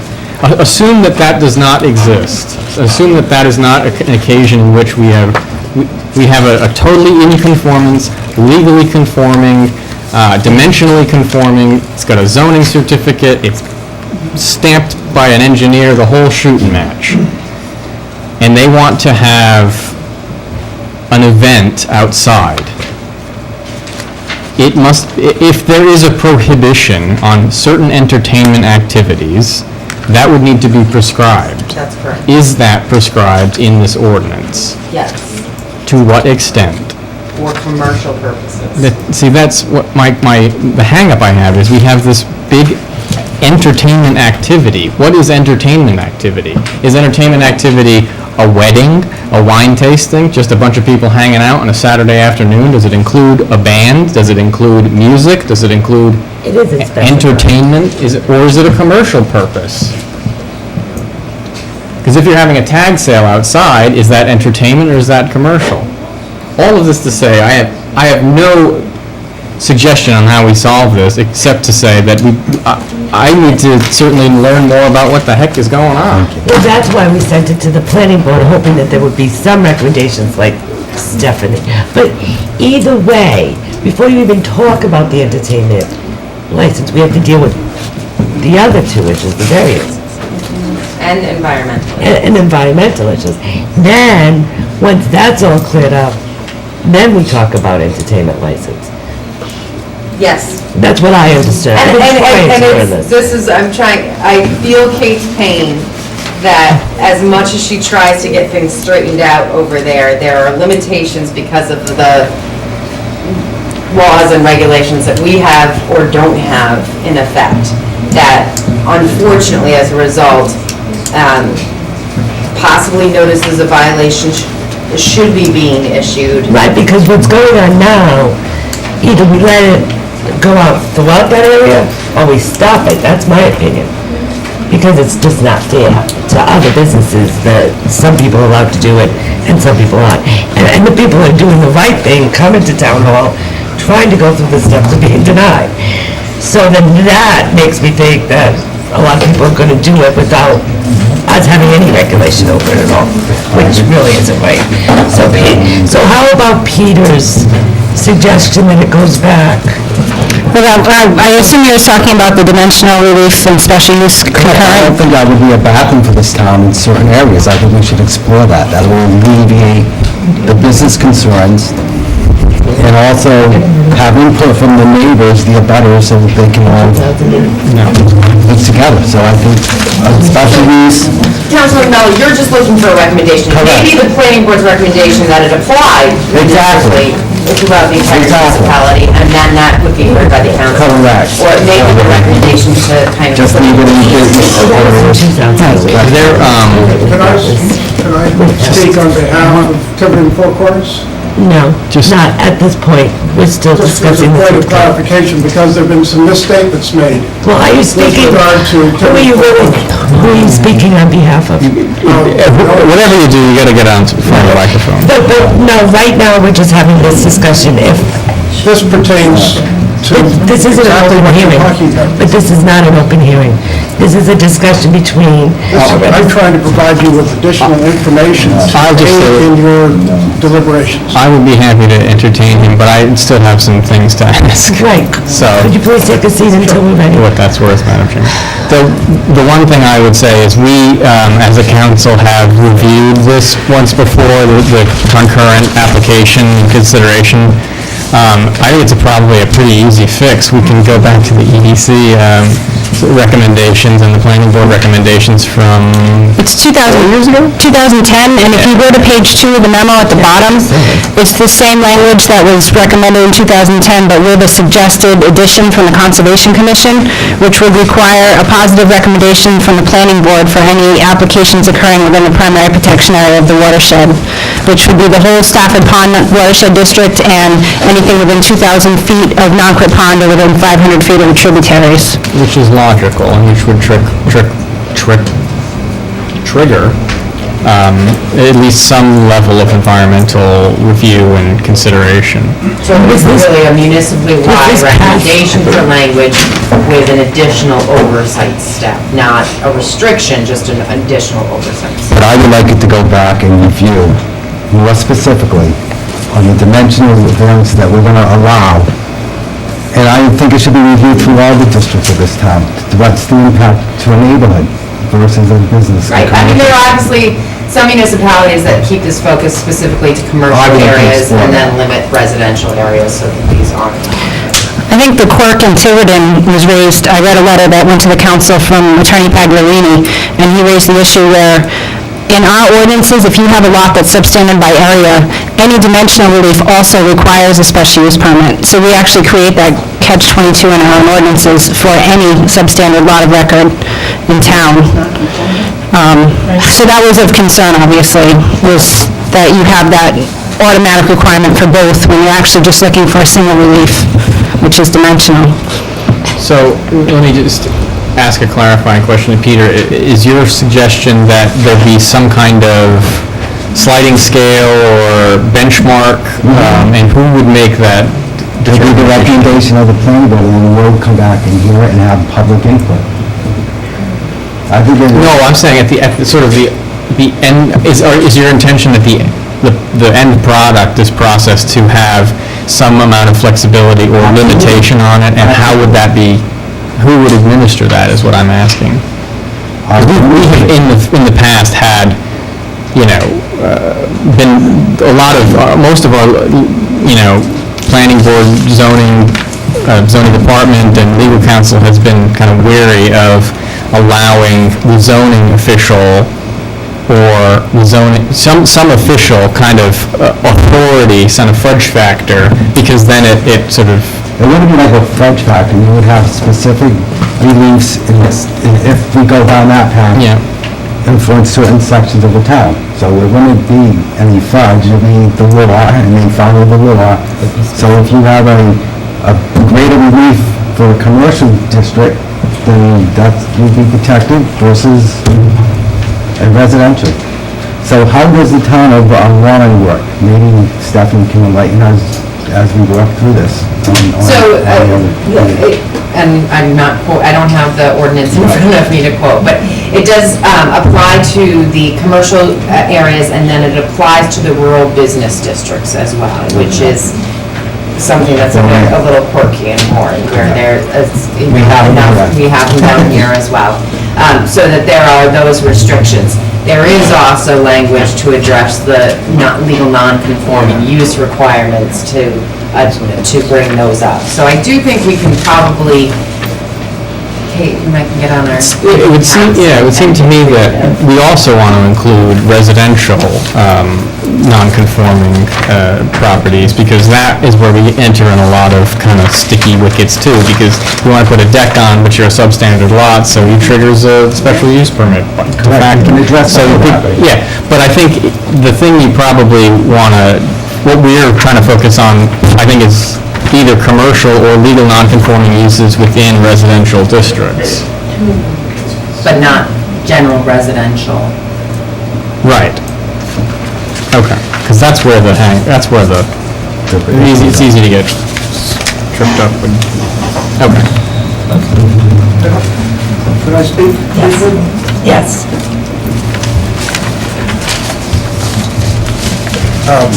My name is Tim Moore, M-O-R-E. I'm an attorney in Providence, Rhode Island. The zoning ordinance in village commercial does permit weddings and outside entertainment by special use permit. So the concept is recognized in your zoning ordinance. there was a discussion, I think, for many years between the former building official and the owners of the properties north of the light on Tiverton Four Corners as to whether the original building permit that was issued included uses such as weddings and other outdoor events in the original permit. To resolve the uncertainty over that issue, we applied for a special use permit.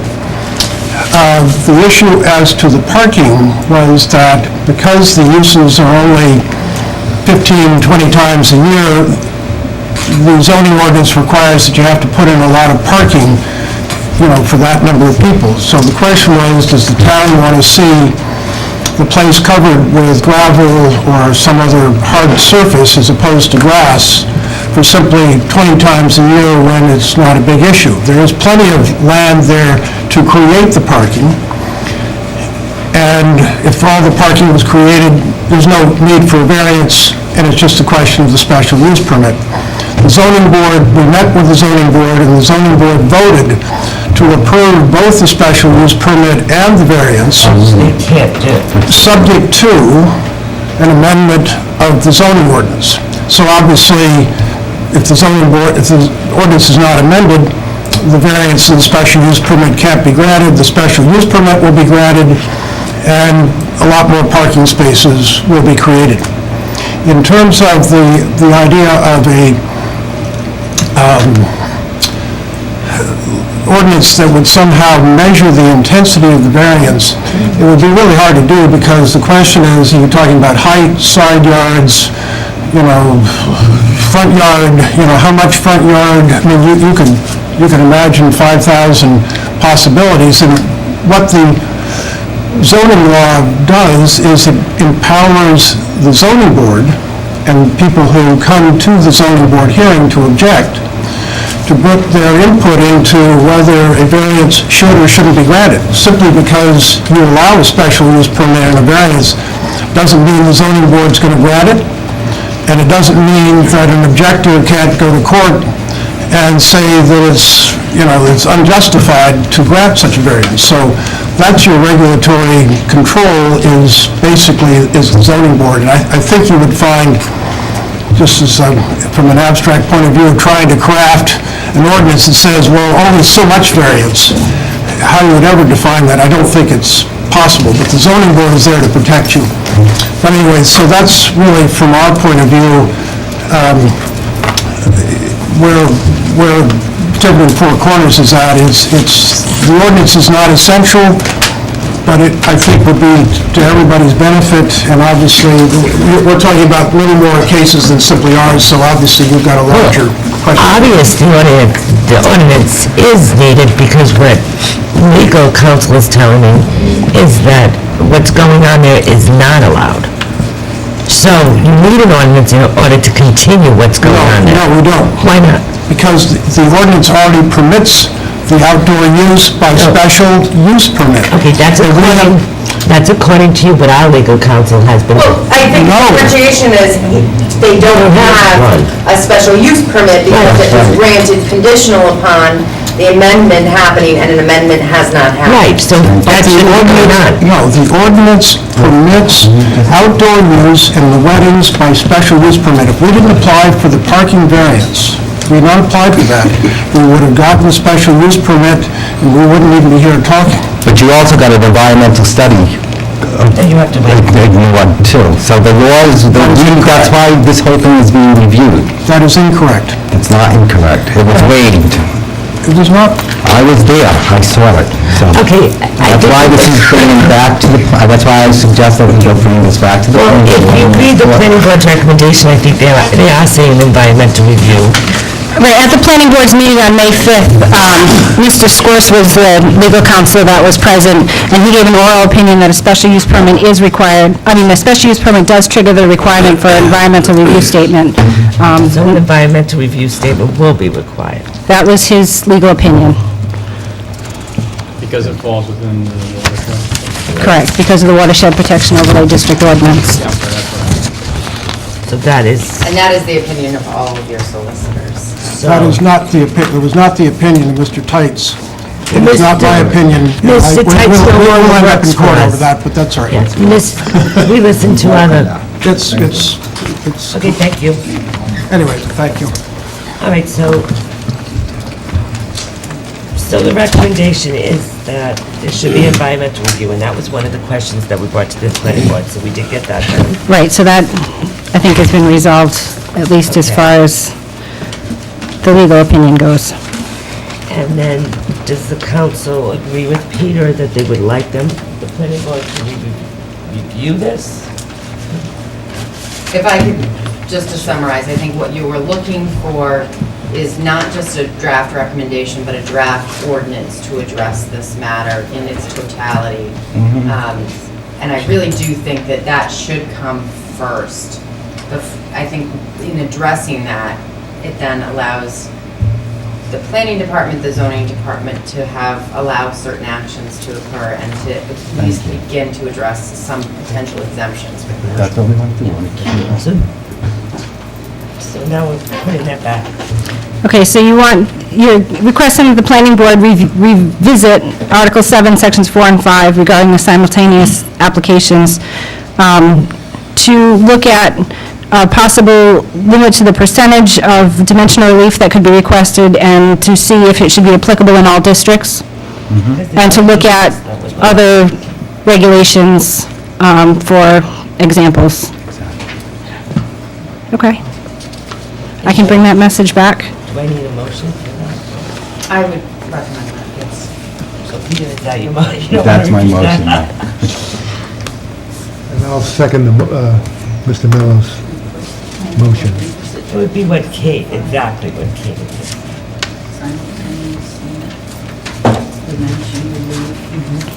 Because once we got What is the that, language of limiting dimensional relief again? To look at the possible percentage limit for the degree of dimensional relief. I mean, So there's some, just for an example, there are some municipalities that say if the dimensional relief is over 25%, it cannot be addressed with a special use permit. Is that? It's fairly arbitrary, doesn't it? In some instances, yes. So if you're allowed 10 feet and you're looking for 12 feet, you'd be okay, but if you're looking for 15, you couldn't file. I mean, Really, isn't it's to look at this our the whole particular- point of special use permits and variances, is that it doesn't fit into a cookie cutter box, and so we have to kind of look at it holistically? And I think this is a really ripe discussion for the planning board to have.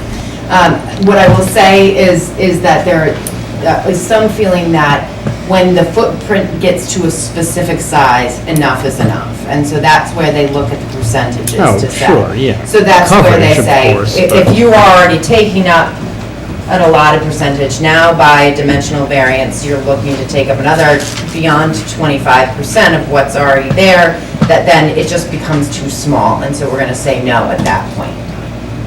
But I think it's a that's- good conversation. Yeah, that's less of a concern in most of our run-of-the-mill residential districts than it is our kind of transitional districts or whatever.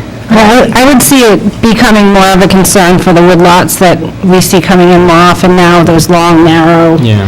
40-foot wide lots that may have 10 acres of land, but they're only 50 feet wide. So they don't get a reduction in setbacks because they're not substandard by area, so they might have a 20-foot setback, which means they have a 10-foot building envelope. Those are the applications I think you see more often at the zoning board.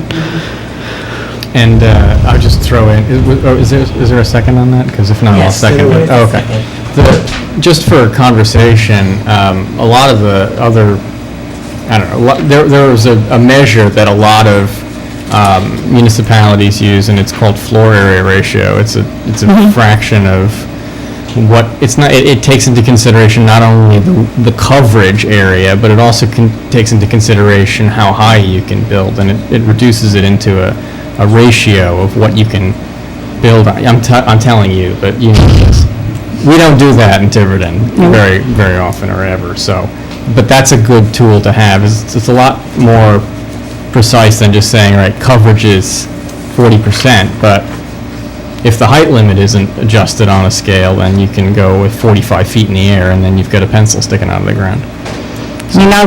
I'll make my personal opinion statement and then I'll be quiet, but I think this ordinance is at a point where it's been messed with, and it's been added to, and it's been tinkered with, and it's really time to start over. I mean, I think we're getting to the point where we have regulations on top of regulations on top of regulations, and they conflict with each other. And the floor area ratio, I think, is a great approach. I think many communities in Massachusetts use that approach. But if we tried to add something like that on top of everything that we already have, I think it would just be...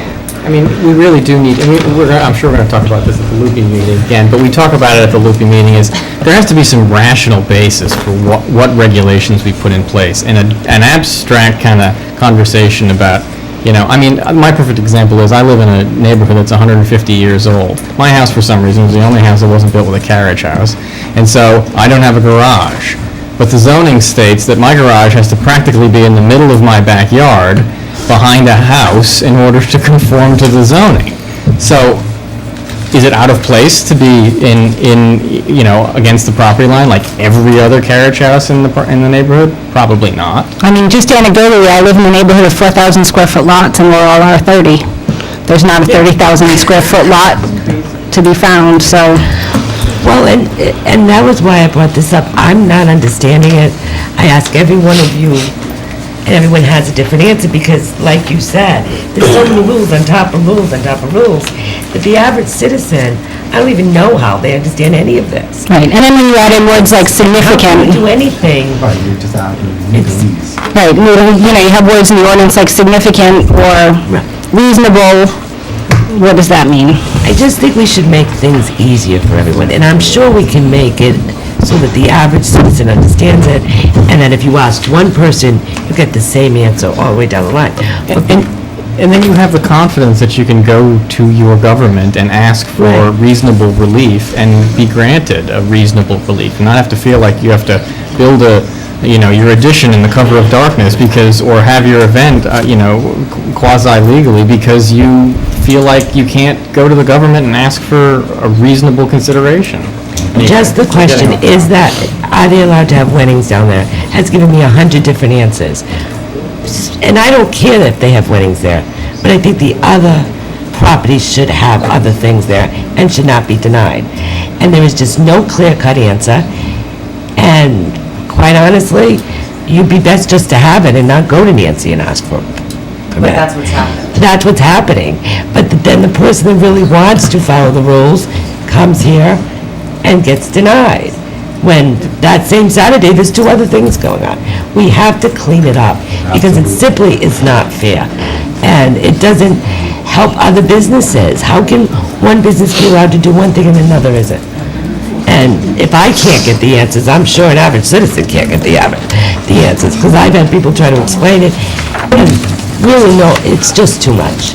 I think there's a way we can do it. It's just a matter of doing it respectfully and responsibly, and making sure there's adequate parking, and making sure there's adequate septic coverage, and making sure that the neighbors are adequately protected. I think it'll work. And make sure everybody gets the same privilege. Make sure that if they're all doing the same thing, they're all allowed to do the same thing. And that's Or my if they're concern. not allowed to do it. Then no one is allowed to do it. But getting a clear-cut answer, what's allowed and what isn't, is quite hard around here. I'll be quite frank with you. I don't think I'm saying anything that no one knows. All right, so I have a motion on the floor in a second. I had a question. Sure. Oh, I didn't know if you wanted... Go ahead, Joe, I'm sorry. I just want to, can we reread the motion, because at this point, I don't know what we're voting on. Well, my only point is, if we're going to send this back to planning, I don't want to send it back without having a date that it should come back to us for a hearing. So I think we should set a preliminary date for the special public hearing. That way we have a date, so that we just talked about, being good to the public. We have a gentleman here that, wants to do something with the business. He's keen and asked for the relief. I think we should deal in a timely manner so that the guy can have a yes or a no, one way or another. I think right now we're in the midst, I think the beginning of August would that be... Well, at least he should have a date so he'll know that he's going to, Well, it depends on what the planning board thinks, though. I mean, the planning board, I can't speak for them. They've made their recommendation. They could choose to revise that recommendation, or they may send the same recommendation back to you. But they certainly, I can pass your request along. Are you having a meeting between now and our next Monday meeting, which will be 2 weeks? We have several meetings scheduled. Actually, Steve Hughes is supposed to come in tomorrow to set the schedule. Is there any way at least you could just present it to them what we said, and then come back on whether they're going to review it or not review it? What I can do is I can write up what was discussed this evening and present it to them. So by 2 weeks from now, Joe will have some answer. Well, let's make sure that it gets on the agenda for I will, discussion I do at it, I least. do the Well, can agenda. we amend the motion to give a date? Yes, we can. A date for what? When they will return with a recommendation? Well, I think what you want is a report back from Kate as to action or inaction by the planning board. Because my guess is, if they make the decision that they want to revisit it, it's going to take us a couple of meetings. Then they're going to have to tell us what's a decent time. And if they say they're not going to revisit it, we put it on the next available spot. I'm totally confused now. Well, the point is, this has been going on for, over a year. They've been zoning already, I guess they were held up. You know, they're trying to come into compliance for the type of business they want to run down here. Obviously, you know, they've tried to go the legal route. I just don't want it to drag out. Therefore, I'd like to have a timeline. Meanwhile, they can be getting their environmental review, because we do know that has been recommended, that's only been recommended by the lawyers. That was the determination of legal counsel, and Well, then, The confusion, if that's going to be part, if we do pass, then that's going to be part of the audience, you know. Well, I mean, make no mistake, this ordinance will affect more than just one property owner in Four Corners. It will affect the entire town, potentially, and it will give an avenue of legal relief to all of those people that need it or want to avail I see themselves that's of it. part of the problem too, because even with shared parking, it's legal in the rest of the town, it's only not legal in this area, so it's... actually, it's only legal in the general commercial district, which is very small right now. It's just down in the Stonebridge area and down near Evelyn's, there's a small pocket of general commercial. Well, I read in the ordinance that it was allowed.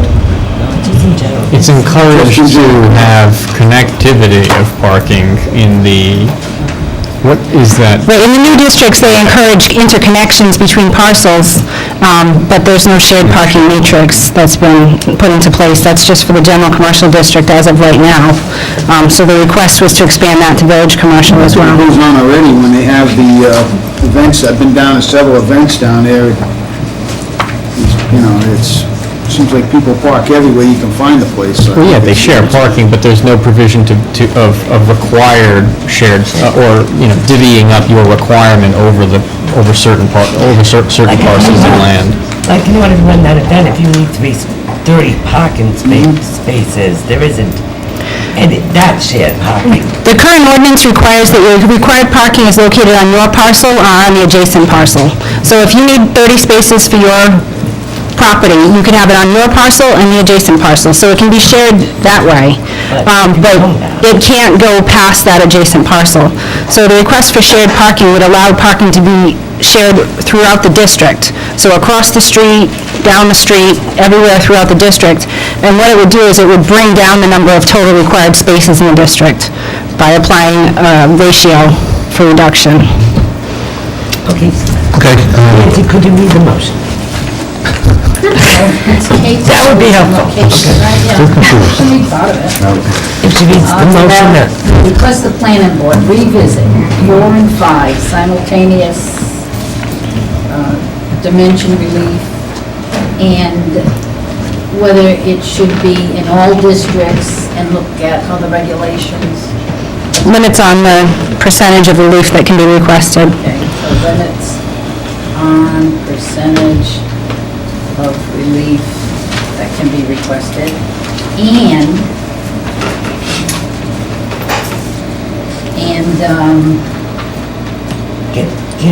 to request information back from the planning board by June 22nd. Well, actually, our next regular... No, that's not the ordinance in it. That is whether or not they're going to do it Well, the planning board's next meeting isn't scheduled till June 23rd. But we'll know by the 22nd if it's going to be on the agenda or not. I can report back on whether or not they'll have it on their agenda for discussion. Their earliest meeting. Yeah, their earliest meeting. Now, here's my question. What's the advertising requirement for adopting a section of the ordinance? It's the 21 days, or? 21 days if it's a zoning, it's 3 weeks of advertising, 21 days. But we're not talking about a public hearing, we're talking about just information. Yeah, I'm saying if Kate comes back and says they have not amended their recommendation stays as is, we put it on the agenda as next we can for a public hearing, and we adopt it. Okay, 3 weeks and 3 weeks. Because I was ready to adopt this, aside from the Watershed Protection Overlay District language, 5 years ago. I thought it was well-written then, and it was fine. And I'm fine with it now. And I'm fine with it now. It did, but I shouted and I banged my fist, and it didn't happen. But the majority of the council rejected it. I know that. So. Oh, I'm keenly aware of that. Okay, so, you understand? So that is. I'm still lost on the ordinance. Who's going to be working on the ordinance? It's not an ordinance. If they come back We with... say, we do not want to amend, our recommendation stays as is. Correct. The language that's been drafted would come before you, and you would decide to put that down for a public hearing or not. Okay. Decide not to. If they decide to redraft it or rejigger it, as we like to say in the office, I am sure that Kate's expertise and my limited expertise can get a draft to them to approve and then back to you. Yes, it would be a new section. It would be a section of the ordinance. Okay. And I have a second. We have a second. So let me get this straight. So, I was just ready. so let me get this straight. So we have 2 weeks, and we're not going to do anything because it's to the planning board. And they won't get back to us until the first meeting in July. At best. At best, if they're going to tweak it, or not tweak it, or rewrite it. That's what I get from that. So that means July is the first time we may be able to make a decision on advertising a change in this ordinance, and then it's 21 days. So we're not even going to see it until August. Oh, you meanwhile, the draft ordinance, because you can't advertise for public hearing. But meanwhile, Joe, the event's going on. Well, I'm happy with this one. It's not like the event's, we're not stopping anything. So, Meanwhile, the event is going on. They haven't stopped anything. Yeah, here, and I will respectfully request that, and you can deny it, that Councilor Mello either amend his motion or withdraw it in favor of a motion that sets a date for hearing for this particular language without limitation of district or percentage, whatever the language was. I don't remember exactly. It was percentage of impact or percentage of relief. But you're talking about this one on page 2, because Peter's unclear. Yes. So, page 2. So what you're saying is, go forward with this and then see what the planning board recommends. No. Meanwhile. No. They recommended this. Twice. 3 times. 3 times. 4 times a lady, I don't know. Yeah, they've recommended this a number of times. There's a motion on the floor. Yes, he does. It says that he wants the dimensional. Yes, I do. Let's have a vote for that. So can we just have a vote on that so I can move forward? Yes. Motion's been made in second for the original motion. All those in favor? Opposed? Okay, motion passes. Brett, would you like to say anything? No, I would have just as soon gotten on with it, but. All right. Town administrator. Don't worry. We still have items on that. What happened to A? Yeah, we That's got just A. We just. Prevented variance and special use permit. What we were just talking about. So essentially, without the special use permit and variance enabling ordinance Can't do section, we anything. can't really even affect any change on the other items. And as far We as can the talk about them. environmental review statement, we discussed what the lawyer's recommendation was. And then what Stephanie recommended is we can't go forward until we straighten out that other item, which we just made a motion. Madam President, I believe that 2B is different and has no direct relationship with 2D. You basically voted on 2D, which is the simultaneous special use permit and variance. But if you don't have the special use permit and variance, then the parking is null and void. That is incorrect. If 2B is passed, then there would be no need for a variance for the parking, for the meeting house. So, so therefore, if 2B is scheduled for a public hearing and was approved at the public hearing, at least in relation to Tiverton Four Corners, it would get rid of the need for a parking variance, and therefore the special use permit that the zoning board wishes to grant would be granted. And now without the environmental review. That's the environmental review, that's correct, in your opinion. Not mine, but yours. Well, it's the opinion of the town solicitor. Correct. But all I'm saying is that... Well, I want our attorney to tell me what Yes, she did. I accept that interpretation about the environmental review, but in terms of dealing with the special use permit that the zoning board would like to grant, if 2B were passed, there would be no need for a variance for parking at Tiverton Four Corners. But we have a number of questions on 2B. I'm going to have you take a seat now because you don't have the floor. Stephanie. So this is, and I'm going to turn to Kate for a little help on this. This is the chicken and the egg piece, right? If shared parking is addressed, then the variance isn't needed. If the variance is addressed, it provides some guidance for the shared parking limitations at least. Do you have another thought on that, Kate?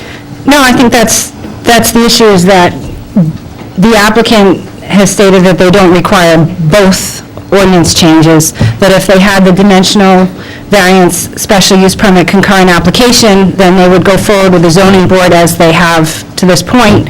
But if that is not allowed, then they have requested the shared parking allowance, which would bring down the number of required spaces, which would bring them into conformance and eliminate the need for the dimensional relief for less than the required spaces.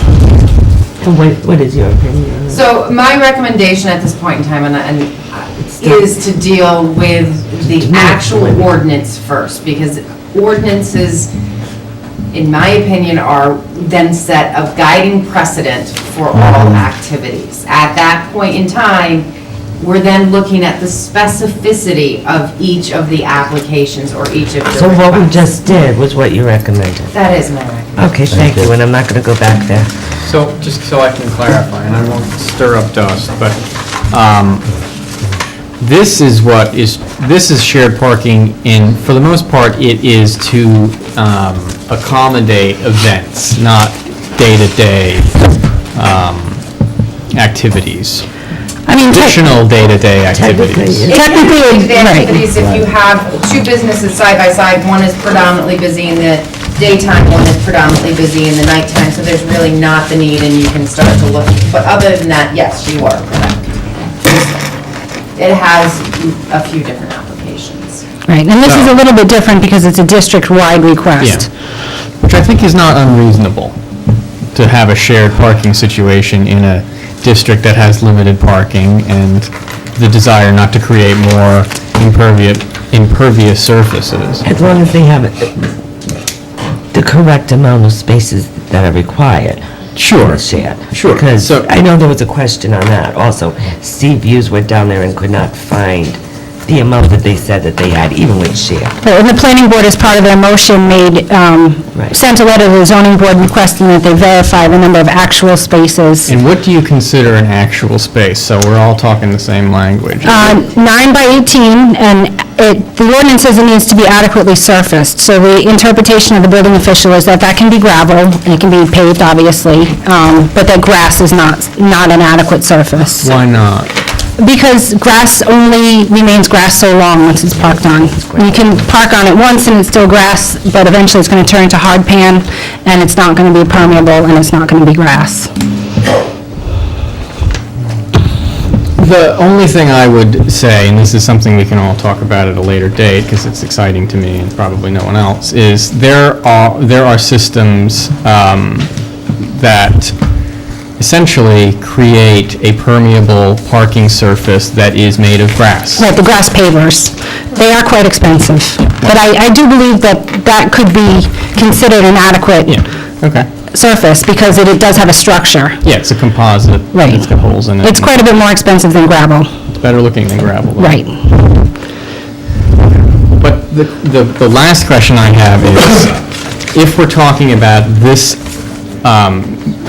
shared parking essentially addressing the need for parking during special events, we really need to figure out this special events thing and the license and what's allowed and what's not allowed and what state, because I still do not feel comfortable or confident that I know what the rubric for judging what an entertainment event is versus not an entertainment event.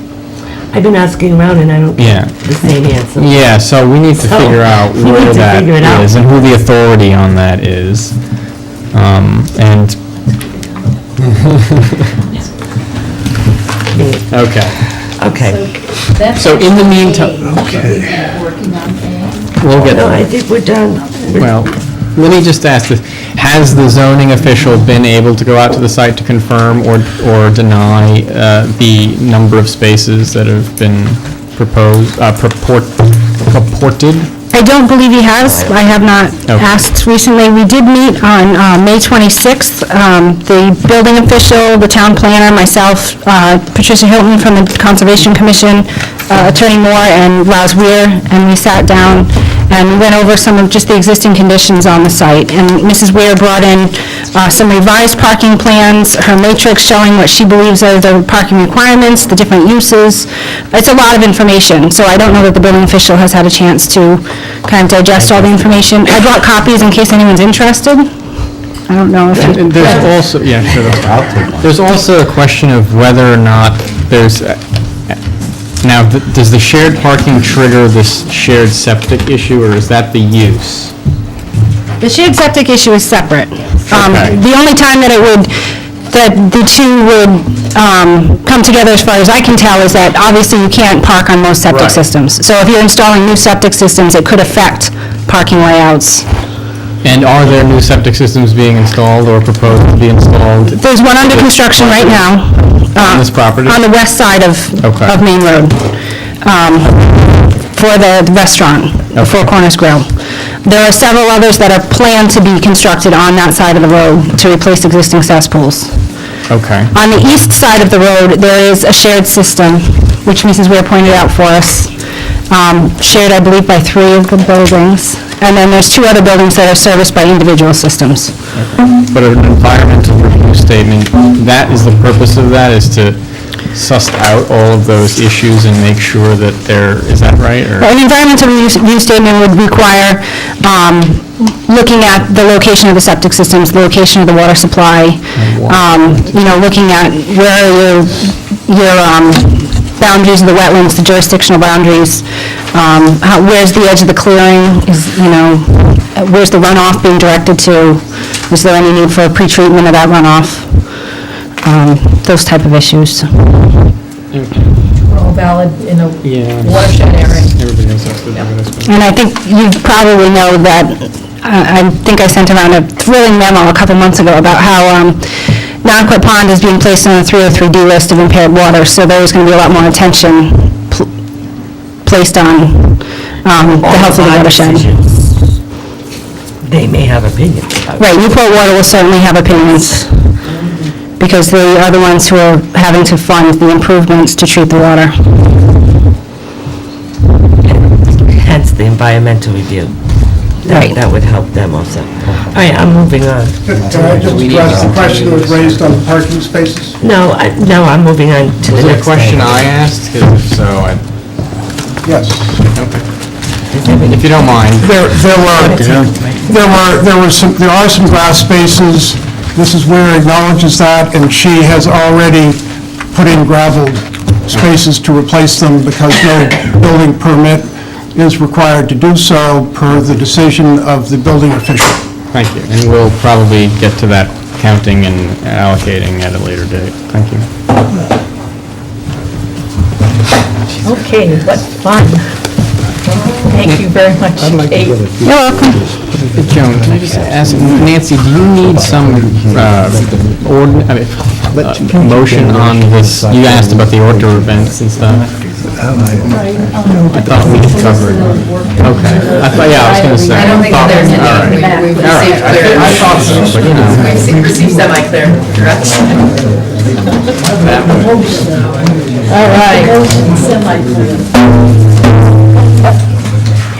All right, moving on. Before you move on, not to make your life more complicated, Tricia Hilton, Conservation Commission, the one thing that you haven't mentioned in all of this outdoor event stuff and whether or not you want to create something that implicitly allows commercial for-profit businesses to have outdoor events is, in addition to the zoning ordinance, we have a noise ordinance, which is separate. So if you're going to take this up, the other piece of it that you're going to need to look at and not forget about is that there's a noise ordinance that exists as well, and you might need to bring that under consideration as part of this, too. Everyone who comes in for an entertainment or special event gets a copy of the noise ordinance. And they determine whether or not. And we make it quite clear, if you're having an outdoor wedding and you don't want to go through the advertising and the notice for the noise ordinance, and it gets too loud and the police shut you down, that's what happens. Yep. Right. But That would be a day you never forget. Yep. Thank you, Tricia. All right, next up, Town Administrator, request to appoint special counsel regarding appeal on the Planning Board decision of April 28th, 2015, relating to master plan application for Tiverton Crossings, AKA Tiverton Glen, as submitted by Caprianato Group LLC.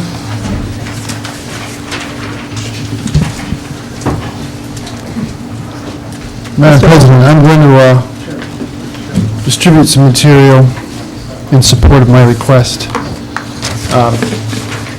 My memo was brief and to the point. This is a complex case. We are on a very fast burn. In other words, we've got about 3 or 4 weeks for the attorney who will be advising the zoning board, the planning board to come up to speed with the process, procedures, and record established in the planning board hearings for the master plan application for Tiverton Glen. And that being the case, I was looking for somebody who was able to come up to speed quickly, who had some background or knowledge of Tiverton as a town and its legal structure, and frankly, after some almost 30 years of public life, looking for somebody who knew a little bit something about. And thus, my recommendation of the council, at the last meeting, your request to me was to make a recommendation. My recommendation is that special counsel for this matter be J. William Harsh, Jr., many years ago, former town solicitor for the town of Tiverton, but a very active zoning and planning attorney. His rates of, his fees are more or less in line with fees that we're familiar with the municipal rate. I'm happy to answer any questions. I know that many of you have a long history with the town and may know Mr. Harsh personally from his time as solicitor, or may know of his reputation. I had to consider, as we went through this process, a rather specialized field of zoning and planning land use, and whether or not those individuals were A, available, or B, whether they would have a track record of being in conflict with the town, as not necessarily being the strongest recommendation because of that track history. So that's where I ended up with this recommendation. I've spoken to Mr. Hirsch on the phone. He is available and willing to do the work if it were to be offered to him.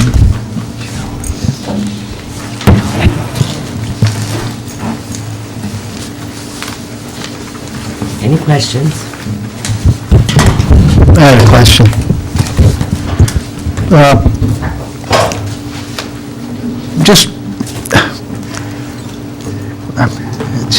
It just seems that, I don't know, I'd like to ask the developer to pay the bill on this. Seems as though we're defending a development, this development before it's even built. I understand the process, I understand generally the town would, just not willing to vote for the money. We can't ask the developers to do this, correct?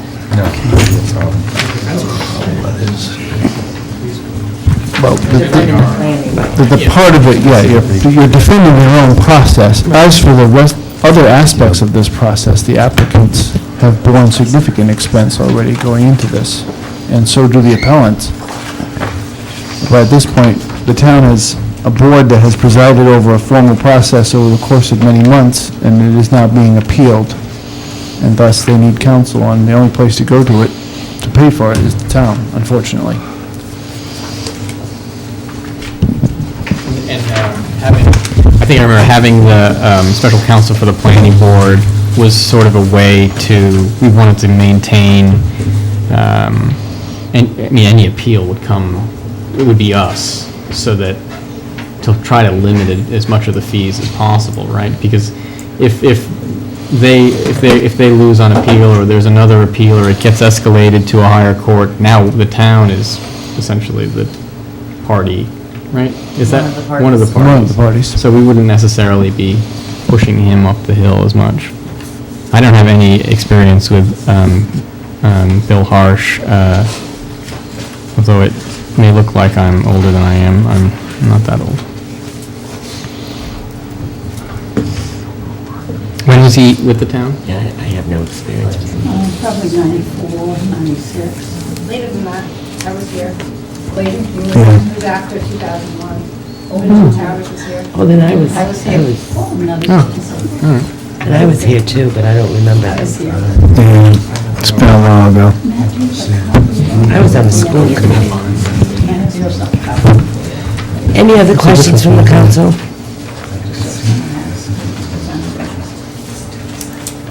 I'd like to entertain a motion.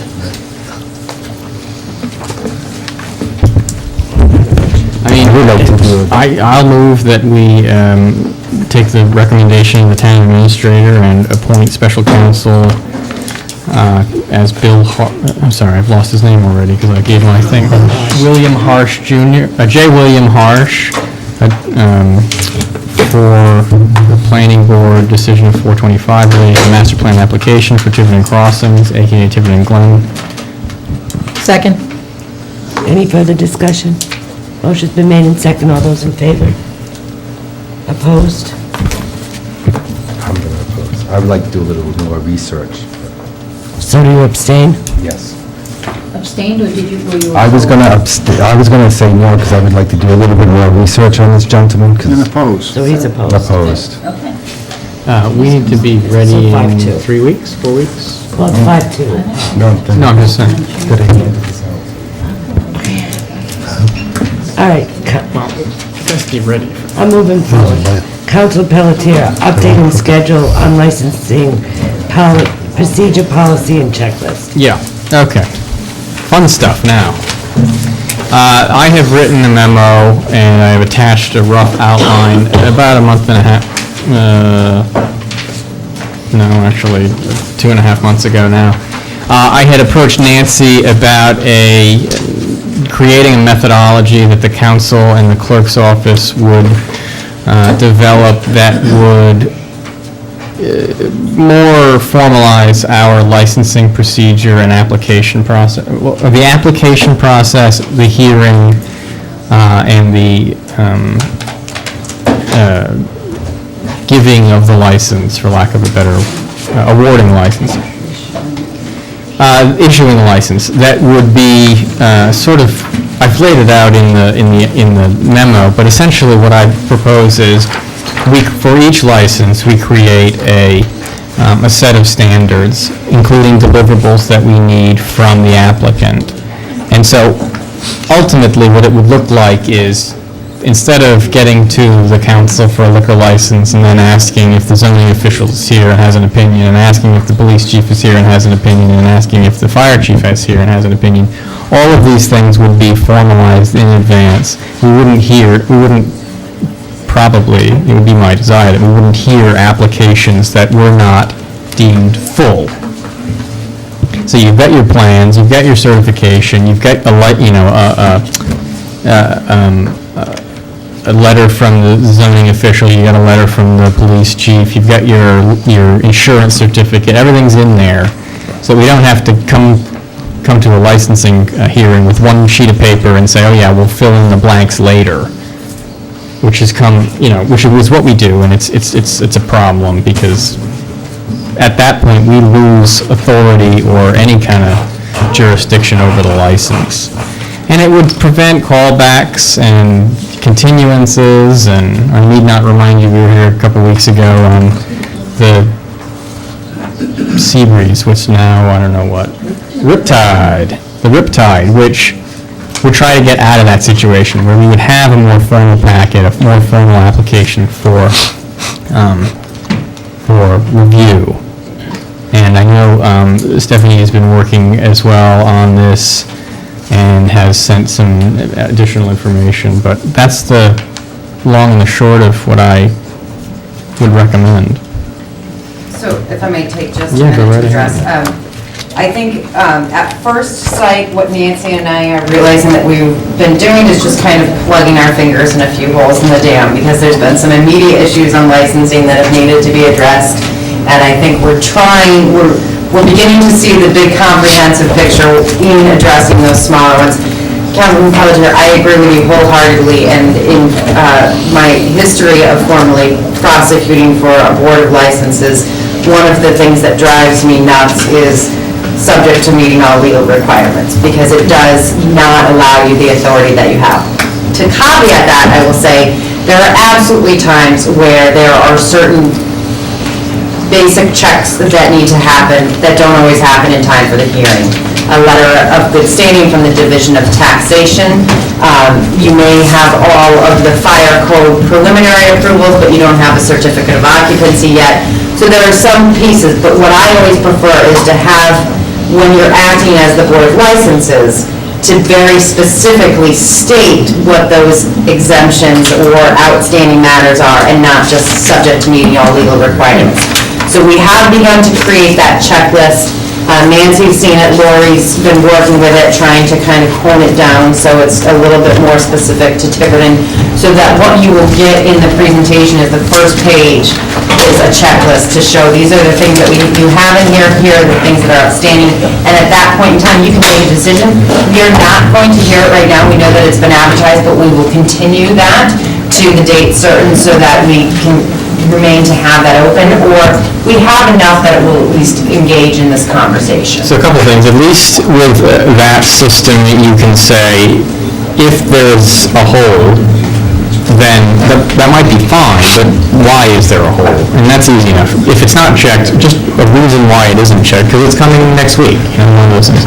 But what I want to get out of, and it actually is also very helpful for the applicant, to come to the town hall, fill out a form, and be handed a checklist and say, these are the expectations of the licensing board. This is the stuff you're going to need, no matter what. You need it now. It's not like we're adding new things, but it's easy to go down the checklist and say, all right, do I have my zoning certificate? Do I have my letter from the police chief? And some of that stuff is internally generated, some of it's the applicant's responsibility.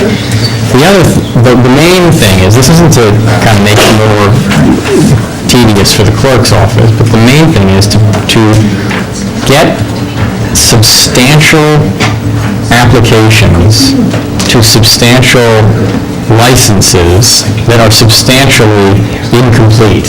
We want to get away from that. We did that in years past, and I just don't like it. It's hard to make a decision as to whether or not something has merit in making a decision if you can't see the thing.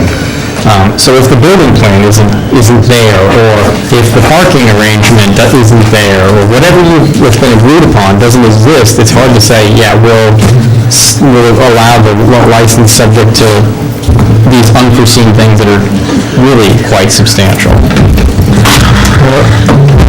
I was just going to add one thing to what Mr. Pelletier was saying. I think it's a good idea. But what I would like to see as well is a timetable. One of these items that we're looking at here would be items that the average applicant wouldn't have in his possession, obviously. He'd be going to various offices here in Town Hall, looking for a statement, a criminal background check statement, a statement of current tax payments, penalty status, a statement of review of legal... I'm not suggesting that the applicant necessarily needs to go all I'm suggesting is that as part of this checklist, that we have a timetable that the applicant can reasonably assume that he would have responses if he's made an application. So if I make an application, say to the tax assessor, for a statement of current tax payments or penalties status, I can expect a response to that within 30 days so I can put my package together. Yeah, I think they were going to do it. Oh, okay, that'd even be better. Well, I mean, a lot of these... As long as there is a timetable and you can tell the applicant, look, it'll take us 30 days to put this package together. I don't care who puts the package together. So within the checklist, it does have a place to at least say the date that that information was requested. I'm going to push back a little bit to say that I do believe some of the obligation is on the applicant to walk around and get some of that documentation, because what ends up happening, in an ideal world, they come with their packet and Nancy or Lori is able to go through, check off exactly what's highlights what's empty, and be able to then call the tax assessor and say, I know this request is out, when do we expect it back in? So that we can make a note on that, and at least the council can see when those pieces, but it is both as a lawyer who represents businesses coming before the Board of Licenses and as a former prosecutor, these packets have to be what I would say substantially complete before they come before you. And that, I think, a lot of that is on the onus of the applicant. To the extent that we can make ourselves business friendly to allow that to happen, we should do so.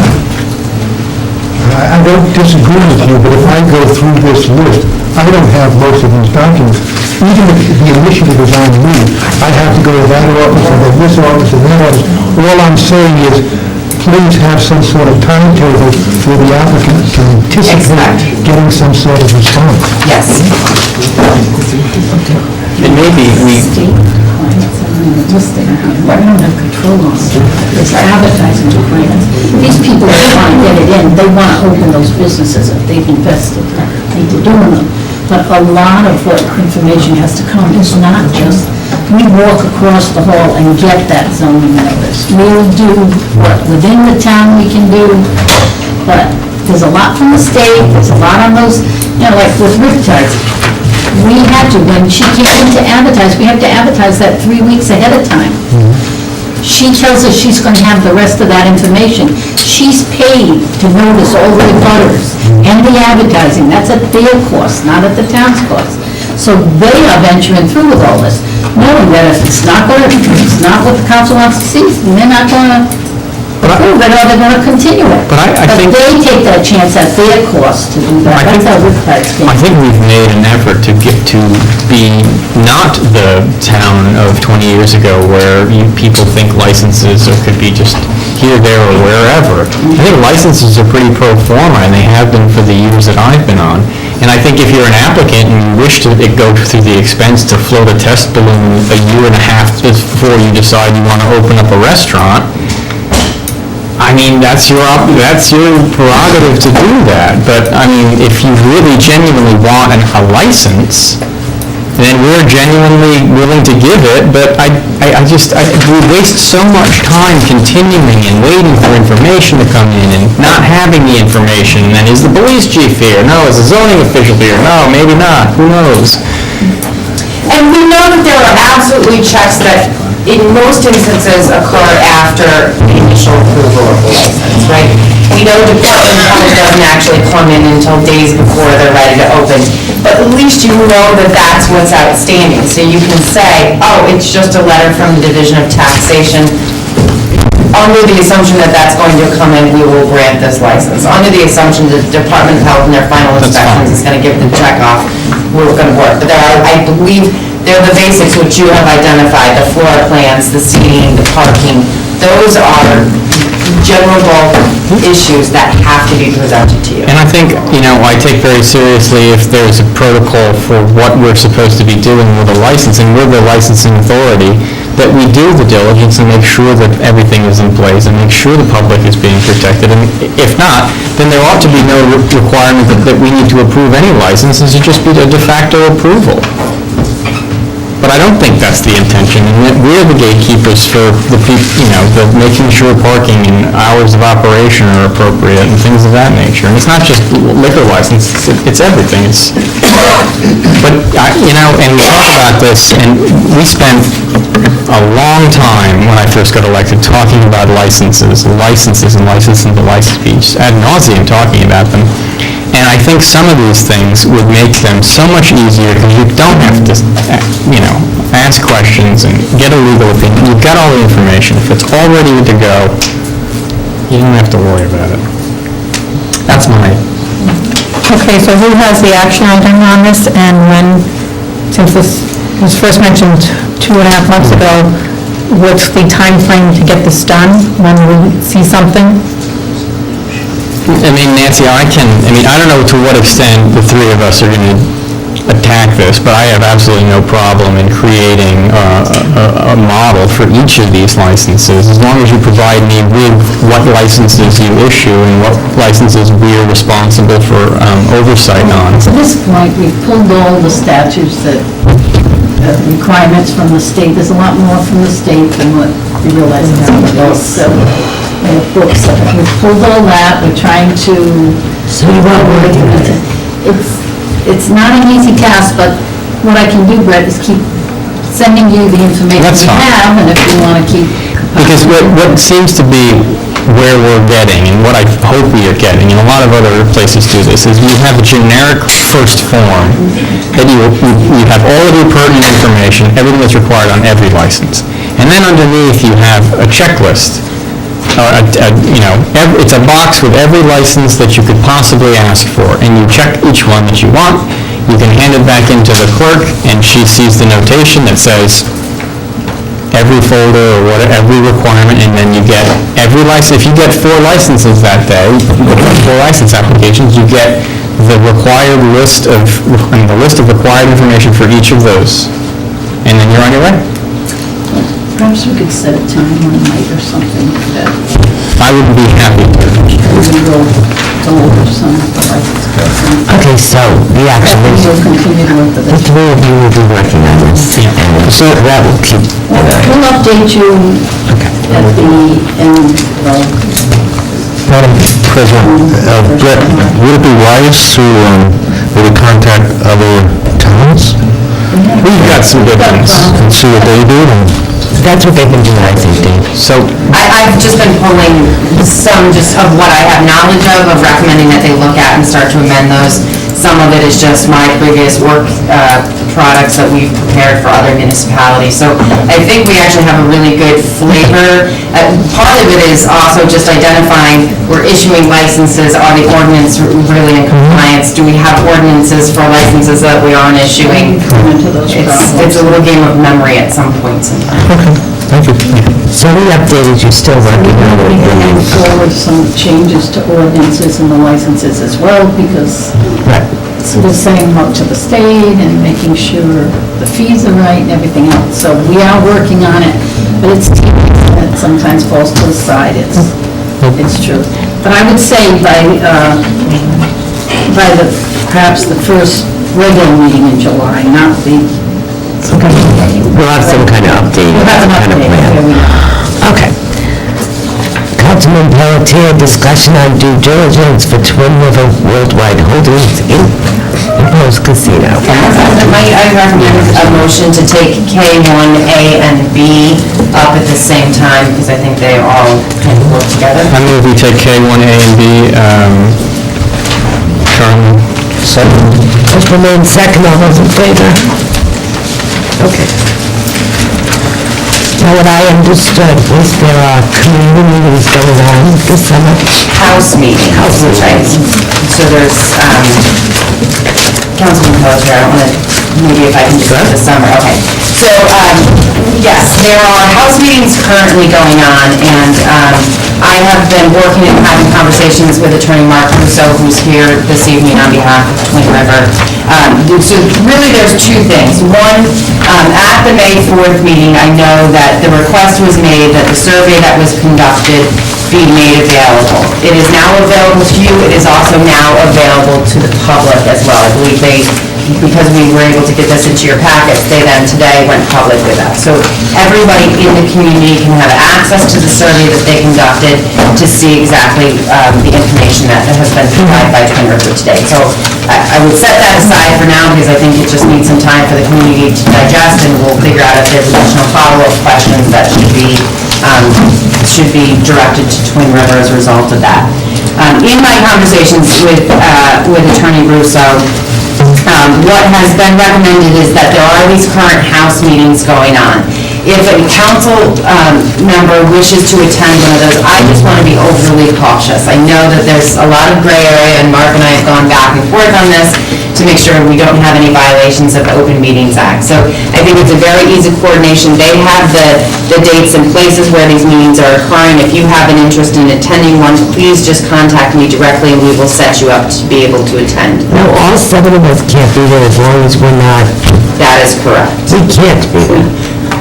So the issue is whether or not, what my concern is, and I think because this is such a sensitive topic and will continue to be such a sensitive topic, is as members of the public, you can attend any meeting and ask any of those sorts of questions. What I am concerned of is these are really question and answer times, so I don't want there to be a quorum of council members engaging in a conversation that may rise to the level of an Open Meetings Act violation. So to that extent, if I can prevent that, I would prefer Well, that would be the same thing as all of us going to the planning board hearings on the Caponata. Correct. We all went. Except that you didn't put in public comment. There were 6 of us. Correct. Yeah, at least, okay.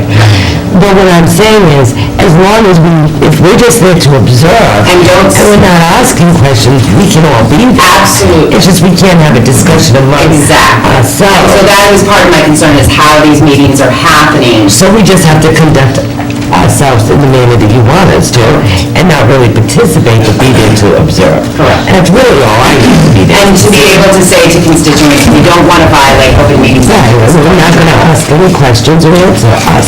Exactly. Just organize it so that you go on different nights, and then there's not even the question that... Yeah, but I'm just saying if there's one in particular interested, there's a lot of people attending who want to be there. We all can go, we just have to conduct ourselves in a manner that wouldn't breach the open meeting law. Okay. And there's no public input also? So there is a small, yes, but what I want to make sure is that we are not creating public input as a council that then would result in what should be an advertised meeting. Does that make sense?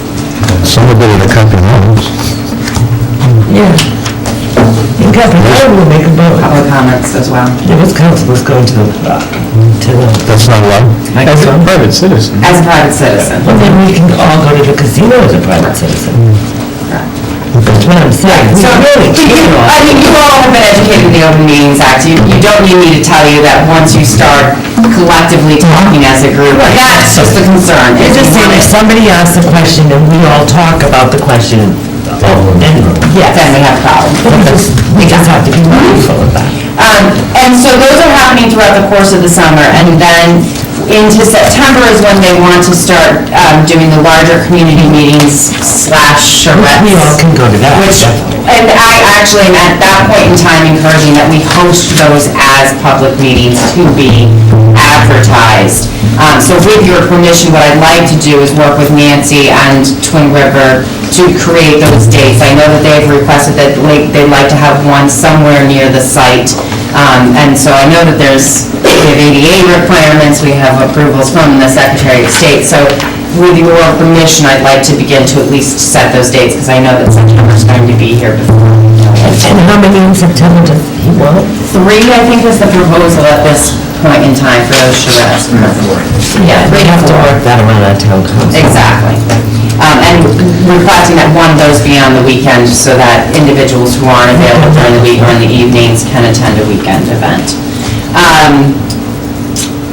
Then in October, anything?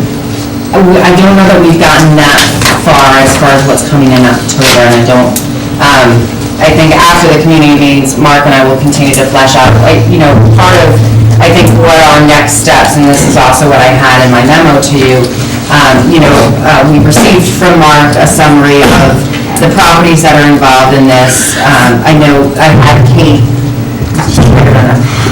Kate did review it, had some input as to some adjustments in numbers, some lots that weren't included. So I think what will end up happening as a result of those community meetings is to start to define what this really looks like. I think in that is discussions and conversations as to whether or not the town of Tiverton would want to engage in a host agreement, if there's some other sort of contract between the developer and the town. I say host agreement, and as I said in my memo, and Mark had pointed out to me, those have really only been when it's involving a federally recognized Native American tribe. Doesn't mean that it can't occur here, and doesn't mean that we shouldn't at least have those conversations. And I think maybe out of the neighborhood meetings, the small house meetings and neighborhood meetings, we will start to see what are some non-negotiables for the constituents within the town, what are some areas of flexibility, so that we can start to look at really what the commitment between the developer and the town should, could, and may become. And so at that point in time, I think a presentation, bringing them back, I would say probably that's what's right for October, is a new meeting with... And then what I understood is we, as a council, have to make the decision by the end of December whether or not to put this, to bring this to the state. Correct.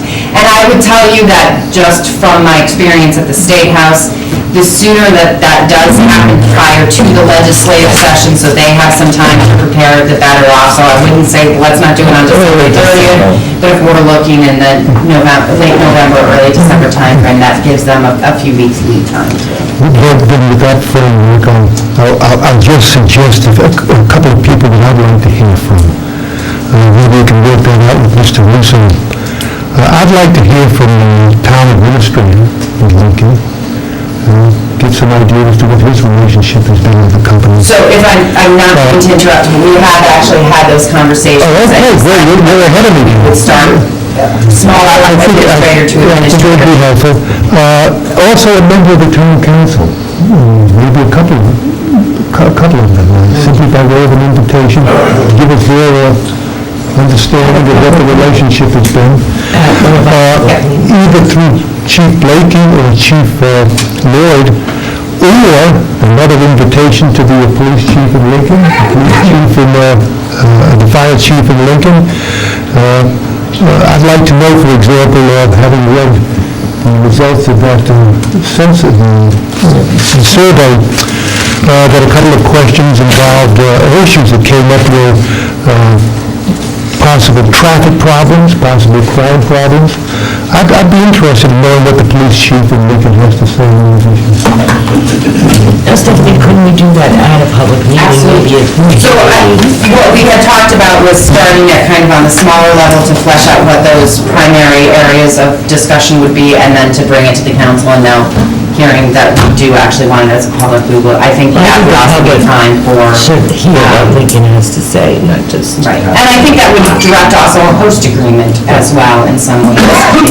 So I would actually encourage that might want to happen at the end of September, right after those charrettes have occurred.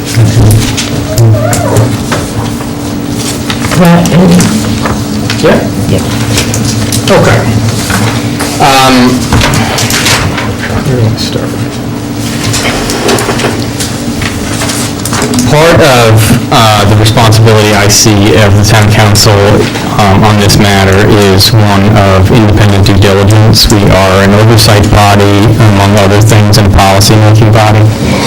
And by virtue of the decisions we make and the actions we take as far as whether to place something on a ballot or whether or not to recommend something to a particular group of voters, we do have that responsibility. And I think that's what's driving the conversation that I'm having right now. It's not more or less what happens when Twin River Casino operates a casino on Stafford Road and William Canning Boulevard. It's are we getting there? And even if you look at the, which, this is a good example of why it's important for independent due diligence. Even if you look at the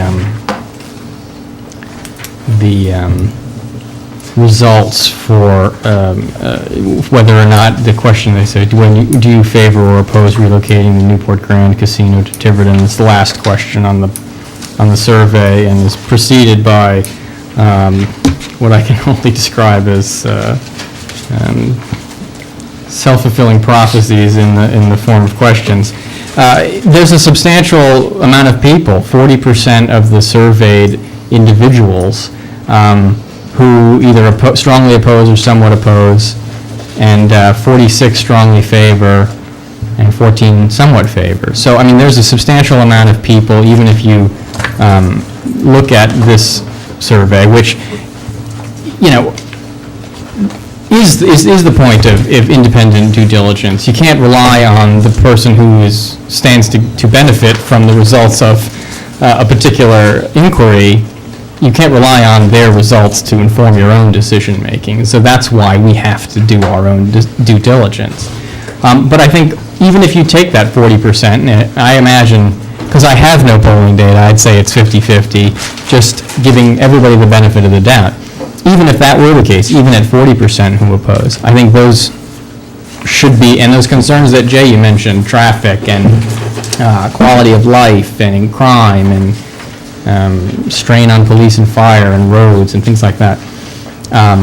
That's really what I'm trying to focus on, and I want to understand between now and the time we have these public hearings that have more structure to them for what this thing will look like, what it would operate like, how it would, before we start crafting revenue estimates and things of that nature.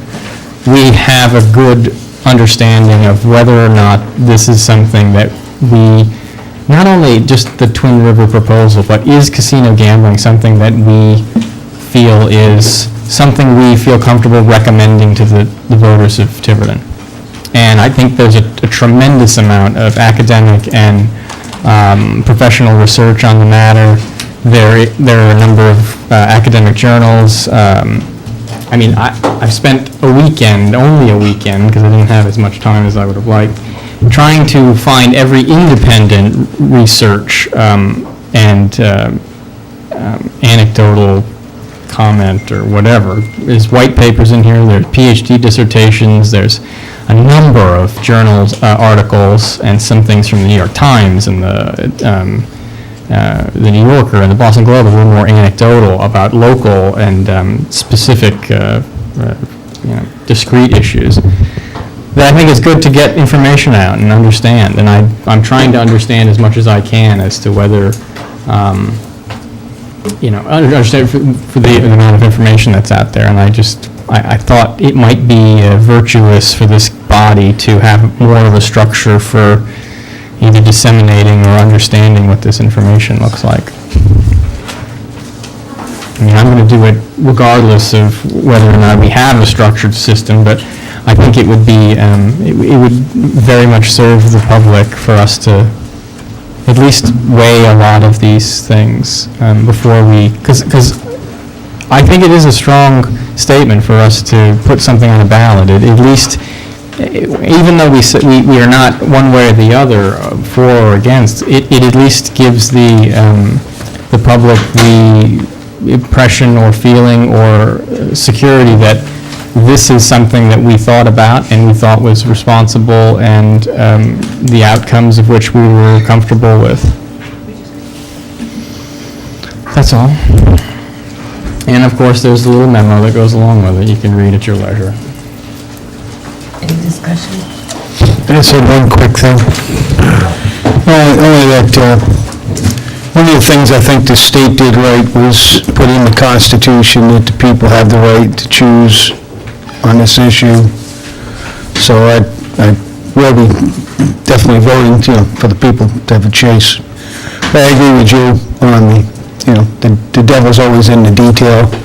But I mean, I've been getting emails talking about Atlantic City, as if I can compare Newport Grand to Atlantic City. So There's no direct comparison to anything, but we do the best we can. We gather the amount of data that we can to make an informed decision.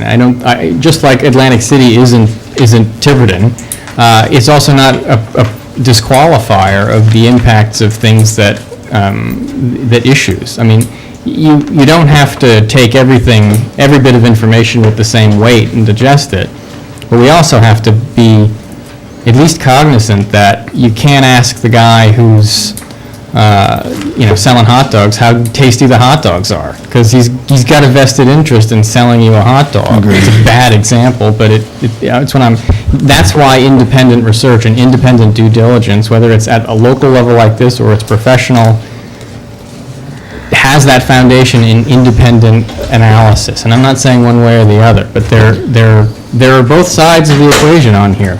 The biggest thing is you don't look at research that's been done that is outside of the independent sphere, that's been paid for by, just like just like in 30, 40 years ago, we didn't accept the practice of academic and medical research done on cigarette smoking by the people who were selling cigarettes. I mean, it's a conflict of interest. It just doesn't make a lot of sense. So you try and pare down as best you can the most independent studies, and I've tried to do that, and I will continue to do that, and I'm happy to make digital copies or paper copies available of what I find. And just real quick, one thing I'd like to see this council lock in if we are going to make an agreement is, and maybe it is premature to talk about revenues, but I would like to see any new revenues go directly into a capital plan to repair the infrastructure in this town, rather than just... a little premature, but it's I agree, something to think about. it's... Well, there's a structure of how this gets, and I just think it's a little dangerous to start talking about what this thing's going to look like and how we're going to spend the money and what is going to happen when the casino is here before we even ask the people if they want the casino. Because that gives the impression that a casino is coming, whether you want it or not. You can stay home on election day because it's already in the bag. And that just disenfranchises people. All the citizens that I'm talking to that are calling my house, I am telling them that I feel and I am strongly for it being their decision. So I don't think anybody, and I'm making it perfectly clear that no deal has been made. We've had no private discussions, and that this is all in the open, and that ultimately it'll be the citizens' choice. And that's what I feel. But that's why I say our role, I think, is to be at least the guy that says, it is your choice. The casino group is going to put a big PR campaign together. They're going to inform their base of people. They're going to give you information. And we have a responsibility to also make sure that we're disseminating any information that we have. And so that the electors are not given information entirely from one side of the equation. We're not saying we're against the casino. We're not saying we're for the casino, but here's some information you should be educated on. Well, I would also hope that the electors are also doing their own research and doing their due diligence, because they will be voting for this. So it's our responsibility, but I also feel it's everyone's responsibility out there that's going to be voting for this issue. Madam President, I'd like a motion to go by past 10:30. Oh. Second. We do it every day, but I think about... I think we've got to look at this and kind of control what we're doing. Coming out at 1 o'clock is not the right thing to do. Well, this agenda was very carefully put together so that we wouldn't be here forever, but it's very difficult to decide where the discussion's going to go. But do I have a motion to go past 10:30? Yes? Do I have a second? Second. Motion's been made in second. All those in favor? All right, Chief Lloyd, approval of transfers. Opposed. Oh, you're opposed, I'm sorry, I didn't ask. I'll just keep popping this on every once in a while, and I can send information. I forgot, I'm sorry, I just wanted to keep going. Chief Lloyd, approval of transfers, $51,000 from account number 3310, 5101, firefighter salary, to account number 3310, 5104, overtime, $9,000 from account 3310, 5112, fire prevention, to account 3310, 5104. I'd like to also say overtime has gone down very impressively, and I think it's everything. I think it's everyone that helped do that, and I, as a counselor, appreciates it. Madam President, earlier in the year, as you know, we had a large run rate on the overtime, and the administrator had put in some emergency measures. At that time, we had run down to a point of being in a deficit, and then ran that with the emergency measures still in place, working with the contract. I had not moved any money until we figured out where we were going to be with the contract. From the base salary account, we had 2 firefighters leaving March, so we are realizing the savings from their salaries. Also, because we planned the budget so far out ahead, we had calculated this year with the first-class firefighter salaries in place, but yet 4 of those people left, and we ended up with probationary, where there was a savings from that. Also, part of those emergency measures was we had closed the fire prevention office, so we were not spending that money out of it. So this is money that is left in those 2 accounts. This $60,000 total will get us to July 1st, based upon what I have right now. That fire prevention account was the overtime that we pay the... That is correct. So we're just moving one overtime to another. Right, and I don't want anybody to think that this is overtime from now to, this is overtime that probably goes back, I believe, into January, I think. Yeah, I mean, when the emergency measures were put in place, you were already about 38,000 in the red. Right. So we've only seen about 13 additional since March. Yes. Yeah. So then anything, even if we've tried to get a little bit above that, even if there is more, this goes back into the general fund if it's not spent. And it's not that we're going to have any carte blanche to go crazy. We're going to stay with the emergency measures that are in place. I'd entertain a motion. I'll make a motion to approve the transfers, $51,000 from account 3310-511 to account 3310-5104, and also $9,000 from account 3310-5112 to account 3310-5104. Second, do I have a second? Second. Motion been made in second, all those in favor? Opposed? Thank you. Thank you. Councilor Shabbat, discussion and vote on proposed resolution regarding municipal choice, state plan guide, Rhode Island map. All right. Yes, Rhode Island. I'm submitting this resolution for your consideration in support of legislation to opt out of the roadmap Rhode Island as relates to, I think housing would be best to say. So it's in support of, as we did at the consent agenda, town of course did pass a resolution. There have been many towns that have passed resolutions for this opt-out legislation, including North Kingstown, Little Compton, East Greenwich, Gloucester, Foster, and West Greenwich. I believe Situate has also passed a resolution. I have not confirmed that, but Portsmouth is considering one tonight on their town council agenda. I believe that the approved roadmap Rhode Island plan, which is supposedly the state's economic plan, contains elements that put the town of Tiverton, the local zoning control, at risk. While we remain at risk in accepting HUD community development block grant funding directly, the state has separately agreed to implement HUD's livability priorities in all cities and towns in its agreement with HUD signed in 2011. In view of a growing number of, that this agreement imperils zoning control in all Rhode Island cities and towns. I think the issue is the preservation of local zoning in Tiverton, and I believe that's the issue. I've basically taken the West Greenwich proposed resolution and modified it to generate this resolution. I just want to bring up a few points in support of this. In December 8th, 2014, the Town Council passed a resolution asking the Assembly not to act without further study on the Roadmap Rhode Island plan. Basically, the request was ignored, and the plan was adopted on December 11th. And since then, there's been no subsequent public review of the plan or its legal implications for the state's municipal governments. On May 21st, the Associate Director of the Rhode Island Planning Commission, Kevin Flynn, refused to answer a question from the Barrington Council regarding the legal obligation for municipalities contained in Roadmap Rhode Island.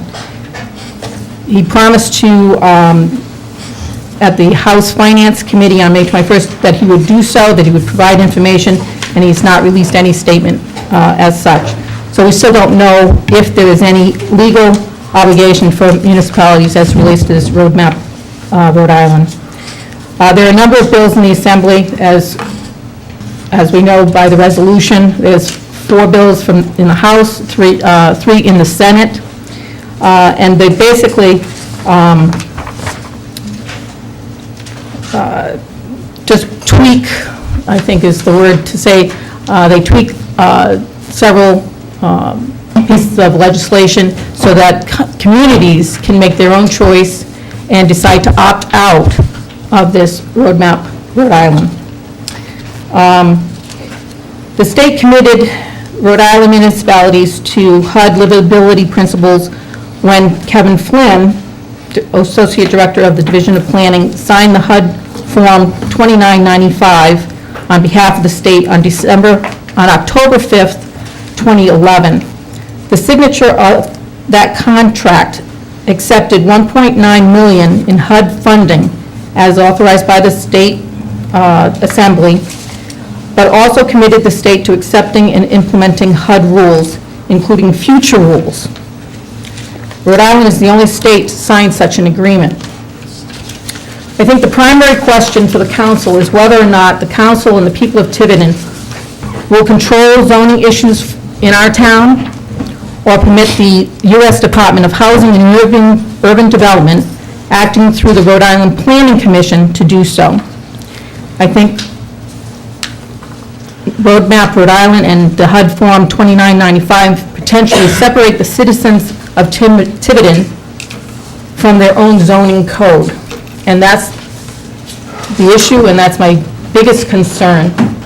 And I humbly request that the town council please pass this resolution to forward on to our representatives, our senators, the General Assembly, and other towns in the cities and towns in Rhode Island. Discussion? I just have a question. By opting out of Rhode Island maps, are we opting out of any other kind of money from state, federal, local, HUD, anything like that? The thing is, when you accept HUD money, basically, money is not free, okay? There's conditions on getting money. So when you get a grant, you got to look at the conditions. What are the conditions of taking that money? If you accept that money, what are you selling? What are you selling yourself short on? So if you take the grant money, then you're committed to it. And that's what my biggest fear is, the community block grant. If we put in for that, then we're committing ourselves to HUD livability priorities. CBGG grants? Yes. Do you have an opinion on that?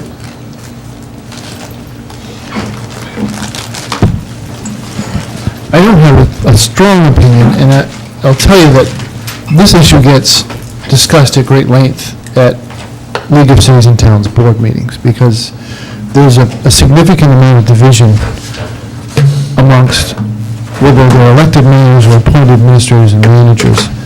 And I think the rural communities especially are very concerned about this, because that is what guides the growth of your town and how it will lay out in the future. And for those communities that are very densely populated, already urban, the housing issues have some impact, but most of them are well over their affordable housing requirements anyway, so they're not going to come under some of the strictures of the law. And at this point,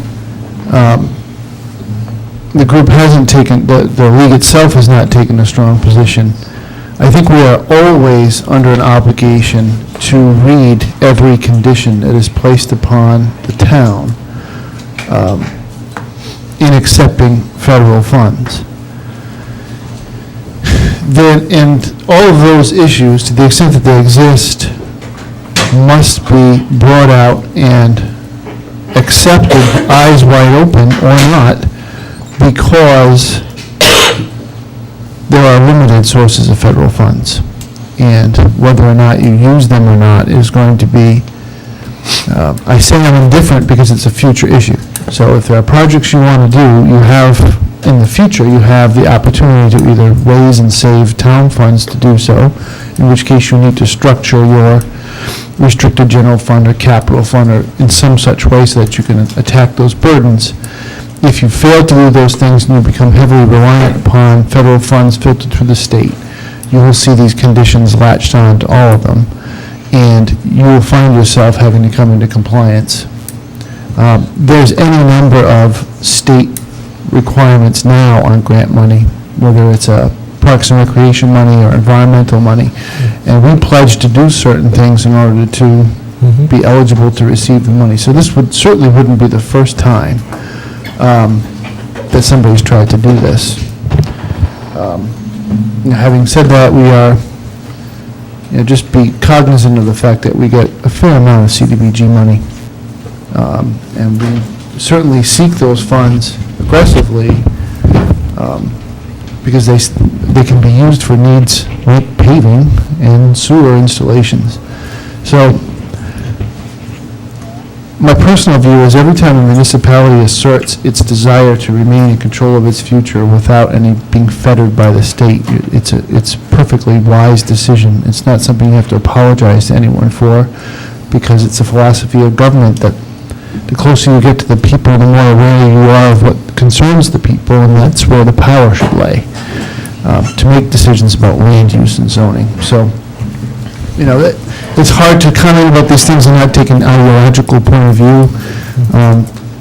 It's just, I think, if try to keep it on a professional level, when we look at best practices, things always seem to work out better when smaller units of government make decisions about land use and zoning, because you know exactly what you're talking about, what you want to do. So you asked me my thoughts, those are my thoughts. Thank you. And I'm waving my hand. Yeah, I have a couple of comments.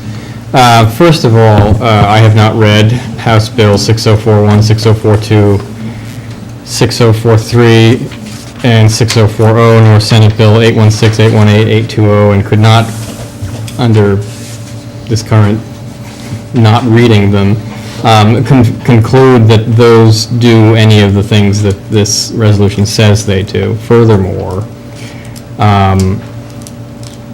I think when we talk about this, we ought to talk as specific as possible, and Councilor Shabbat indicated this was in relation to housing. The word she left out was affordable housing, and those provisions of affordable housing in Roadmap RI are what these pieces of legislation are aimed at usurping or opting out of, while, in the first paragraph affirming support of affordable housing.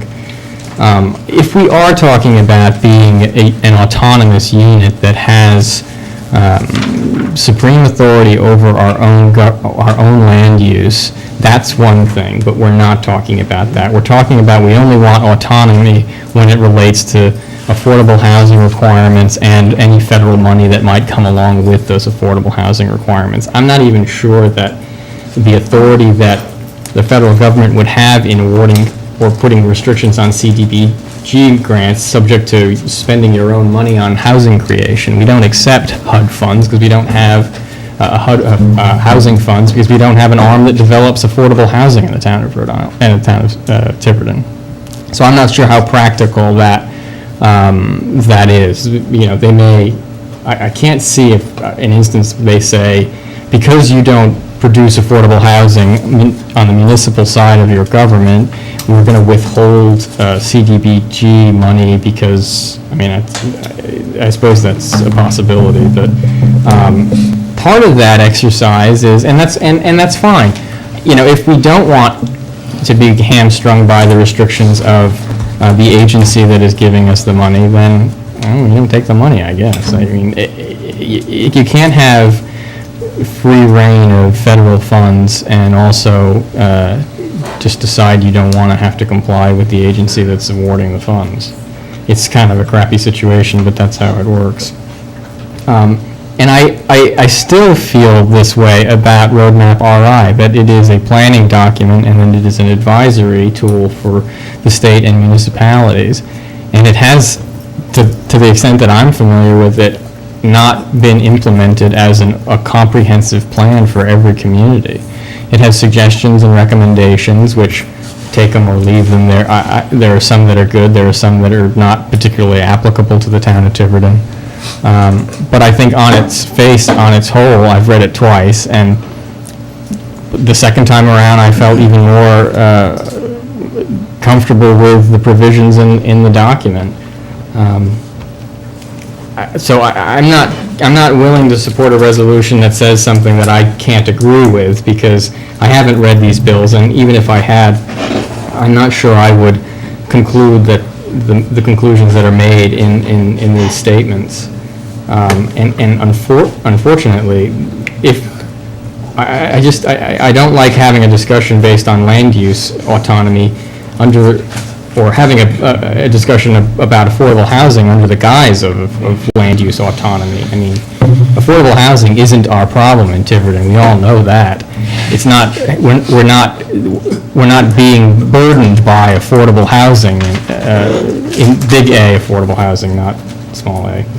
What we are being burdened by are, and this isn't the worst kept secret in the town of Tiverton, but single-family subdivisions. We know that those cost the town more money than they generate in tax revenue. We know that that is the case. It increases the liabilities of the town of Tiverton way more than almost any other use, except maybe one or two. But for the most part, we know industrial, general commercial, some retail are net positives to the town, whereas and sometimes, if depending on how it's structured, multifamily housing or condominiums, but detached single-family homes are, a burden on the infrastructure, but we keep building them, and we keep encouraging development of those things. Just doesn't jive, that's all. So I'm not in favor of this resolution. Just to follow up on this, it's the developers who get the HUD money, and they do the affordable housing development. And they can choose where they want it. If they're getting the money from HUD, then we can be told where that housing development will be based upon what the developer wants to develop, goes gets the money at HUD, and then it's developed. Now, and it's based upon census tracts.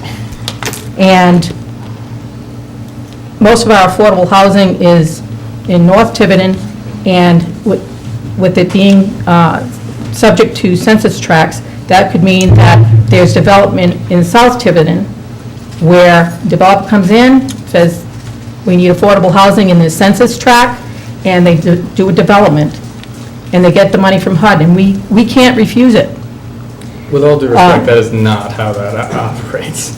The developer doesn't get to determine where affordable housing is with HUD money, and he tells us anybody can develop any. Then you should review Barrington, their housing issue there. They had a situation in Barrington and Westchester County. Joan, I do this for a living, and Westchester County is a bad example. They were convicted in a federal court of redlining. They took money and then built housing for poor people in a poor neighborhood instead of building it in where they agreed to build it. That's a bad example. And we do have an affordable housing issue in Tiverton. We are not at the 10% affordable housing. So there will be continued development of affordable housing in Tiverton. You say that like it's a bad thing. It's not, but you have to look at the ramifications of it. We have developments that come in, and you have 10% of that development has to be affordable housing. Then what happens? You have Cottrell. They have lots that were set aside for affordable housing, and they build all the houses that they make money on. And when it comes to building the houses that are affordable, they don't. They leave the lots empty, and then they turn the lot over to Rhode Island Housing. And then Rhode Island Housing has to get money from CDGB to get the money to build the affordable housing. So it's not solving the affordable housing problem at all. And as far as as soon as the state guide accepted this roadmap Rhode Island, it became part and parcel to be included in our comprehensive plans. Well, I disagree with that. It may, I just disagree. And comprehensive plans are a legal document, and we have to follow them. So as soon as it's in our comprehensive plans, there is no way out. Can I make the way in, please, if I could? I got a couple of comments to come back. I'll be quick, please. I think the issue here is maintaining control over the zoning and the growth in our town, that the people themselves that live in this town are not being told by the state or federal government. It's about sovereignty, and that's something that was built into our Constitution when it was first constructed, to give a little bit of sovereignty, whether we're talking about the 3-platoon system that the legislature is trying to pass legislation now to tell the town how to structure their fire departments and things like that. It's about control of our town. We don't have control of our town as far as land use goes, because we cannot impose restrictions on as-of-right uses of parcels of land. And, I don't understand the fear of a developer coming into the south end of Tiverton and building a bunch of affordable housing, and then we have to deal with it. Build a school. A developer, if they have an as-of-right legal use, I think everybody on this council, specifically a few people, would say, damn us for telling them they can't build what they are legally allowed to build. And so what you're talking about is not some likely situation of some Section 8, 150 units down off Sepauwett or something. It is just not. That's what it is. You better read it. That's what it is. I don't even know what to say. Do I have a motion? I'm going to move this. Do you want to make a motion to? I make a motion to approve the resolution for municipal choice for the state plan guide, roadmap Rhode Island, as identified in G1. Do I have a second? Second. Motion's been made and second. All those in favor? Opposed? 3 opposed. All right. Chief Blakey.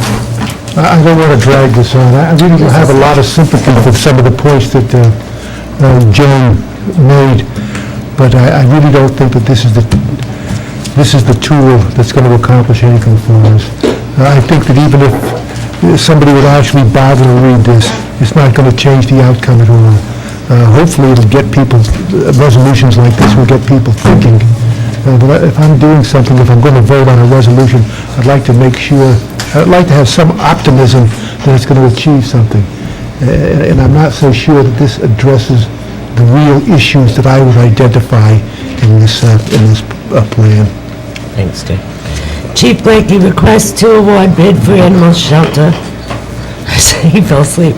Services to Secana Veterinarian Hospital 1320 Main Road, for a 3-year contract at $25,732.50 for the first year, $11.75 per cage per day. Second year, $12 per day per cage, and third year, $12.25 per cage per day. Madam President, members of the council, this was the only bid that we received after advertising twice. There is no increase this year, this coming fiscal year, and then the adjustments accordingly. That's for 6 cages each year per day. Any questions from the council? Then I'll be motion to reject this bid. I think it should be rewritten again. I see no reason why we should be paying $70 a day, reserving 6 cages when they're not needed. It seems to me that, first off, we didn't appropriate enough money in the FTR to pay for the contract, but seems to me we need to come up with a cheaper price for the town. I just don't see as the need to rent 6 cages, reserve 6 cages for 365 days a year. Mr. Souza, respectfully, we do fill the cages. We have an obligation. I don't know what we're going to do. This contract does expire in 2-3 weeks. Is that I don't have the... I had suggested a policy. Motion to reject this? Well, I'll make a motion to reject the bid. Do I have a second on that? I'll second it just for discussion. Okay. Well, I'll tell you, I think we can get a cheaper price if we restructure the way the bid is written. I don't see the need for 6 cages. I think if we could have a policy change where the dogs are not taken to the pound, but are taken back to the owners as many times as possible. But sometimes we don't know who the owners are, is that correct? Well, I looked at the statistics, and I don't think there were like a couple of dogs that we didn't want to. Joe, that's just not true. I go down to the Secana vets on a regular basis to see how many animals they have there and how many animals that they have up for adoption. When somebody from Fall River is responsible. When somebody from Fall River drives by here, opens the door and leaves a pit bull on Main Road, somebody has to pick that up. Last year, and then you may have more information than I have, Chief, not with me. I believe that altogether they had 6 pit bulls. 3 of the pit bulls were there for extended periods, and if I'm not mistaken, one of them was there for at least 6 months. Shouldn't have been. Well, that's not, my point is, we're not simply talking about a lot of kitties and doggies that can be readily adopted. We're talking about cats and dogs, cats that have been injured, dogs that have been injured, dogs that aren't claimed, cats that aren't claimed, pit bulls that are never claimed and can't be put up for adoption. I don't know on what basis you can say, going through a list like that the pricing here is exorbitant. This is, Barbara Pelletier was just comparing the prices for me earlier, and she says that this is actually a few dollars less than what it was 3 years ago. I don't think it's dropped some cages. Barbara told me.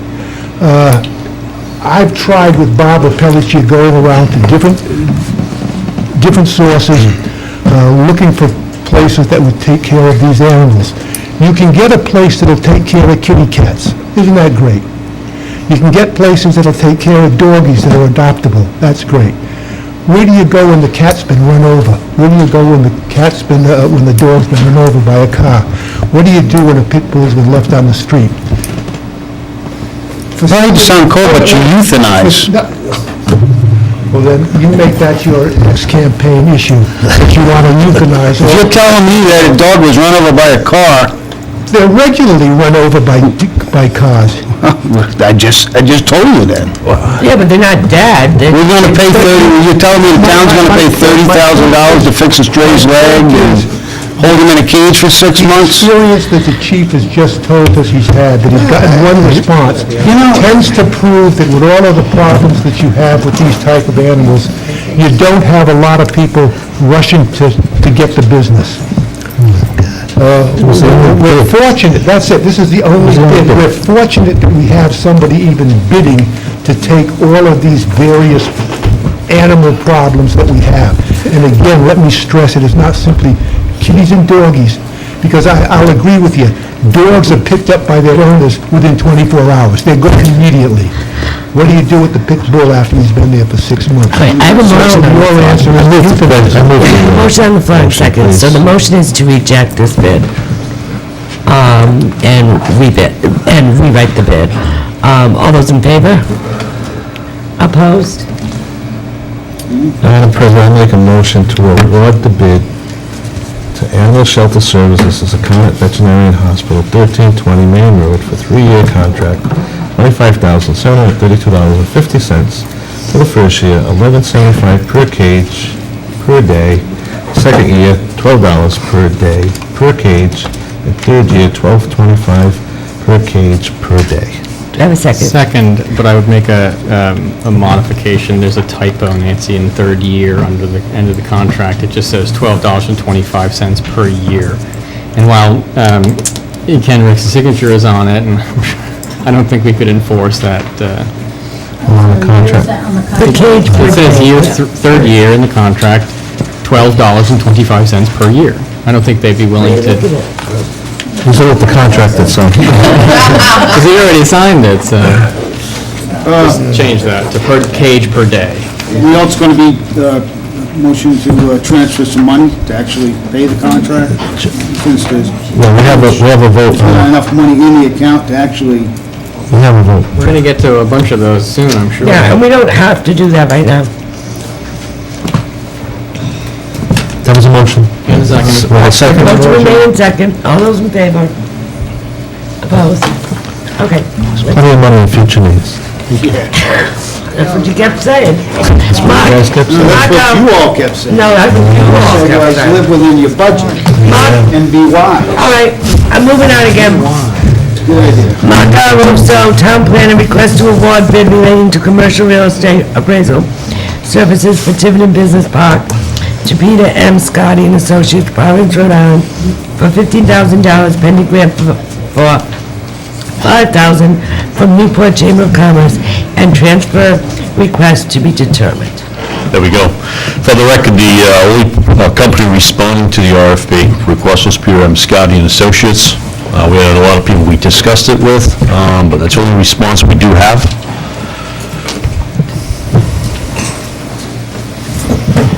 Madam President, Yes. over the 4 years that I was Economic Development Director in the city of Woonsocket, I had extensive dealings with Peter Scotty and his firm.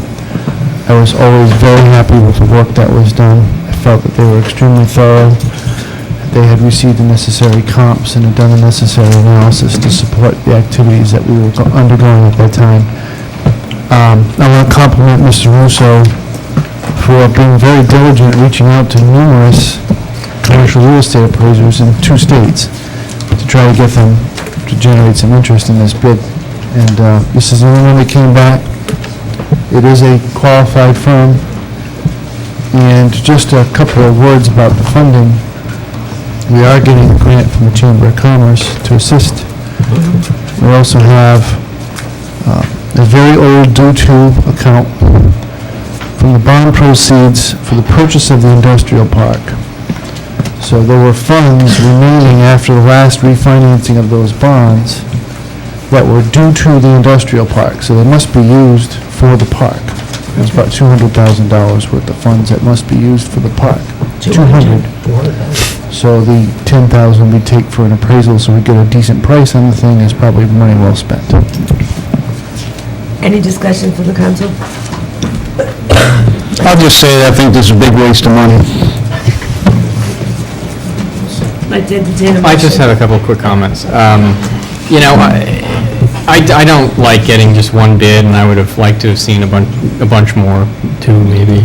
And I genuinely, I think $15,000 is too much money. But what I think also too is we were just in, hang on. Back up.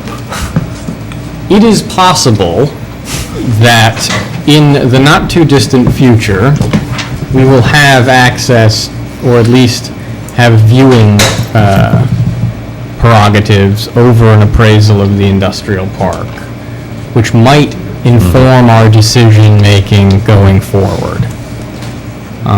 And I think that it might be a good idea to pause, extend the RFP deadline, poke these people some more, at least to try and get a little bit better understanding of the market for the services.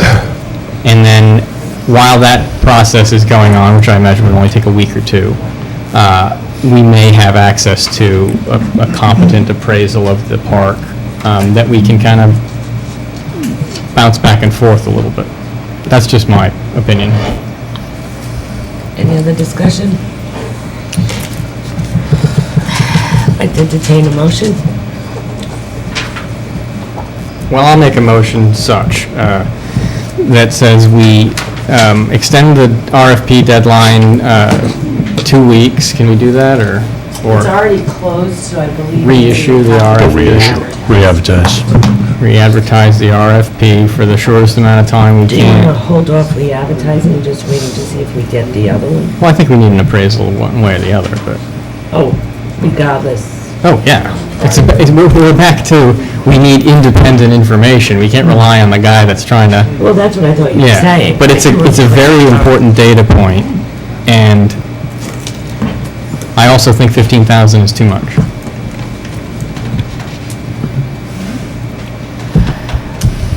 Do I have a second? Well, I haven't Oh, you finished the didn't motion. finish. So we're going to re-advertise the RFP for 2 weeks. I'll second that. Re-advertise the RFP 2 weeks, and what else do we need to say? Do I Okay. have a second? I'll second that. The only, I know this is your business, Brett, so what would you say a reasonable price would be? I'm not going to say that in public. Well, it's hard for me to, I know, it's hard for me to make a decision. Some amount of money less than $15,000. Okay. All right, motion been made and second. All those in favor of re-advertising for 2 more weeks? Opposed? So it's 4. I can't even make up my mind. Okay, then don't. It's not going to make a difference anyways. All right. I want to entertain another motion. That one failed. I make a motion to reject the bid. Do I have a second? All right. I'm going, I'll I'm no make a simple motion in a motion. second, to tell you the truth. I try to, I don't think we have a No. second. okay.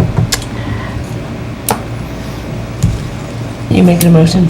I'll make a motion. Go ahead, Joe. I make a motion to award bid to Peter M. Scotty for an appraisal of the Tiverton Industrial Park as identified in agenda item H3.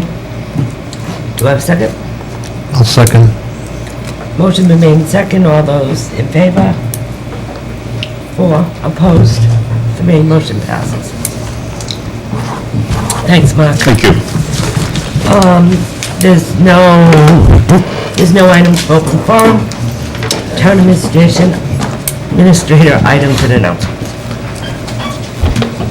I know, given the lateness of the hour, we may not be in the mood for levity, but since Councilman Pelletier caught a very small typo in the contract that was very important, I will point out to you that you misspelled the word briefing. I prefer you accept after C, Council. But that actually doesn't hold true, because it's one of those things that there are more exceptions to the rule than the rule provides. But it's still probably wrong. I did go to law school, I know how to spell the word briefing. My first announcement is with respect to Chief Lloyd, and I think it's important that we recognize our department heads when they achieve any award, whether it's a state award or higher. In this particular case, Chief Lloyd was named by his peers in the New England region the Emergency Management Director of the Year. And I would certainly like to congratulate him for that. emergency management's almost like a thankless job. Nobody cares about it until it actually becomes highly relevant. And at that point, it's nice to have somebody around who knows what he is doing. So with that blunt but very sincere praise, thank you, Chief, for your service, and congratulations on your award.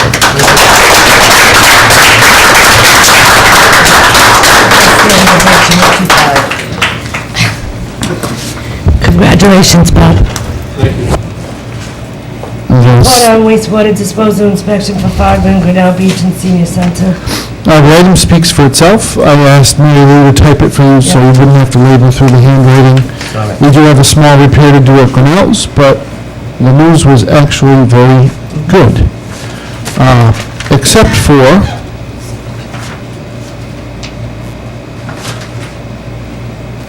this last one, which she didn't seem to type up.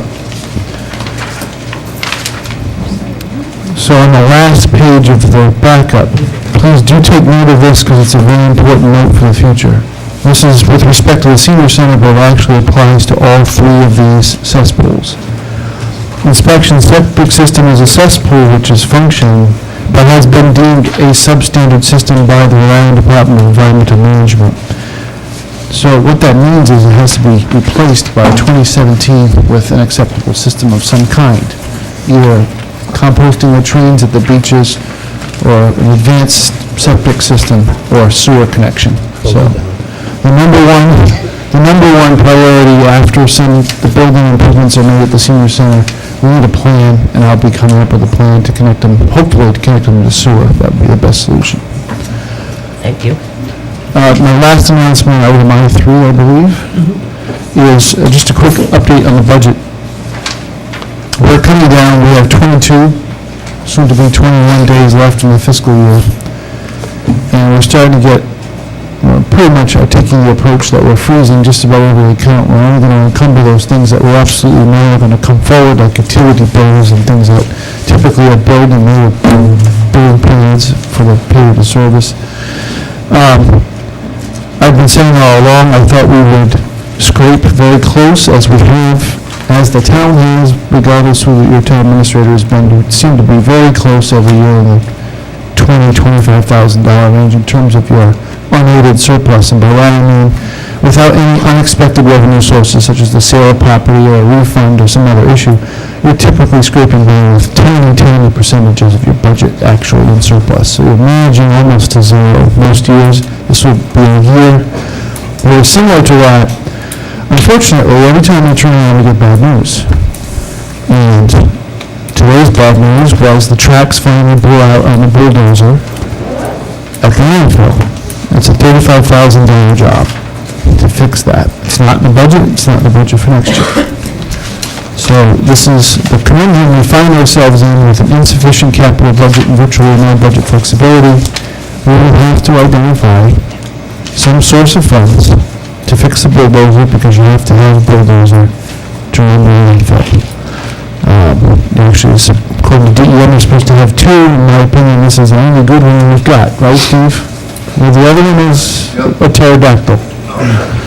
This is our new machine. What's So your new the older machine is really standby. It still works. It still puts us in compliance with two machines as long as we have our new machine back in service. That's the machine that's out of service right now.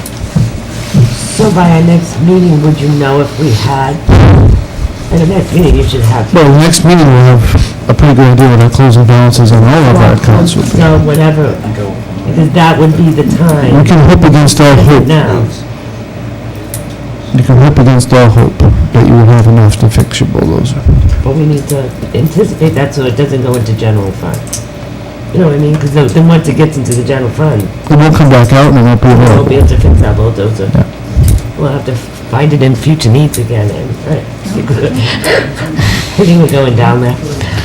I have one item that's not listed, but I can be very quick about it. Just for folks in town, pay attention to your new library and some of the services that are being provided there. The summer reading program, in my town, my son participates every summer and has a lot of fun with it. They get prizes for reading books.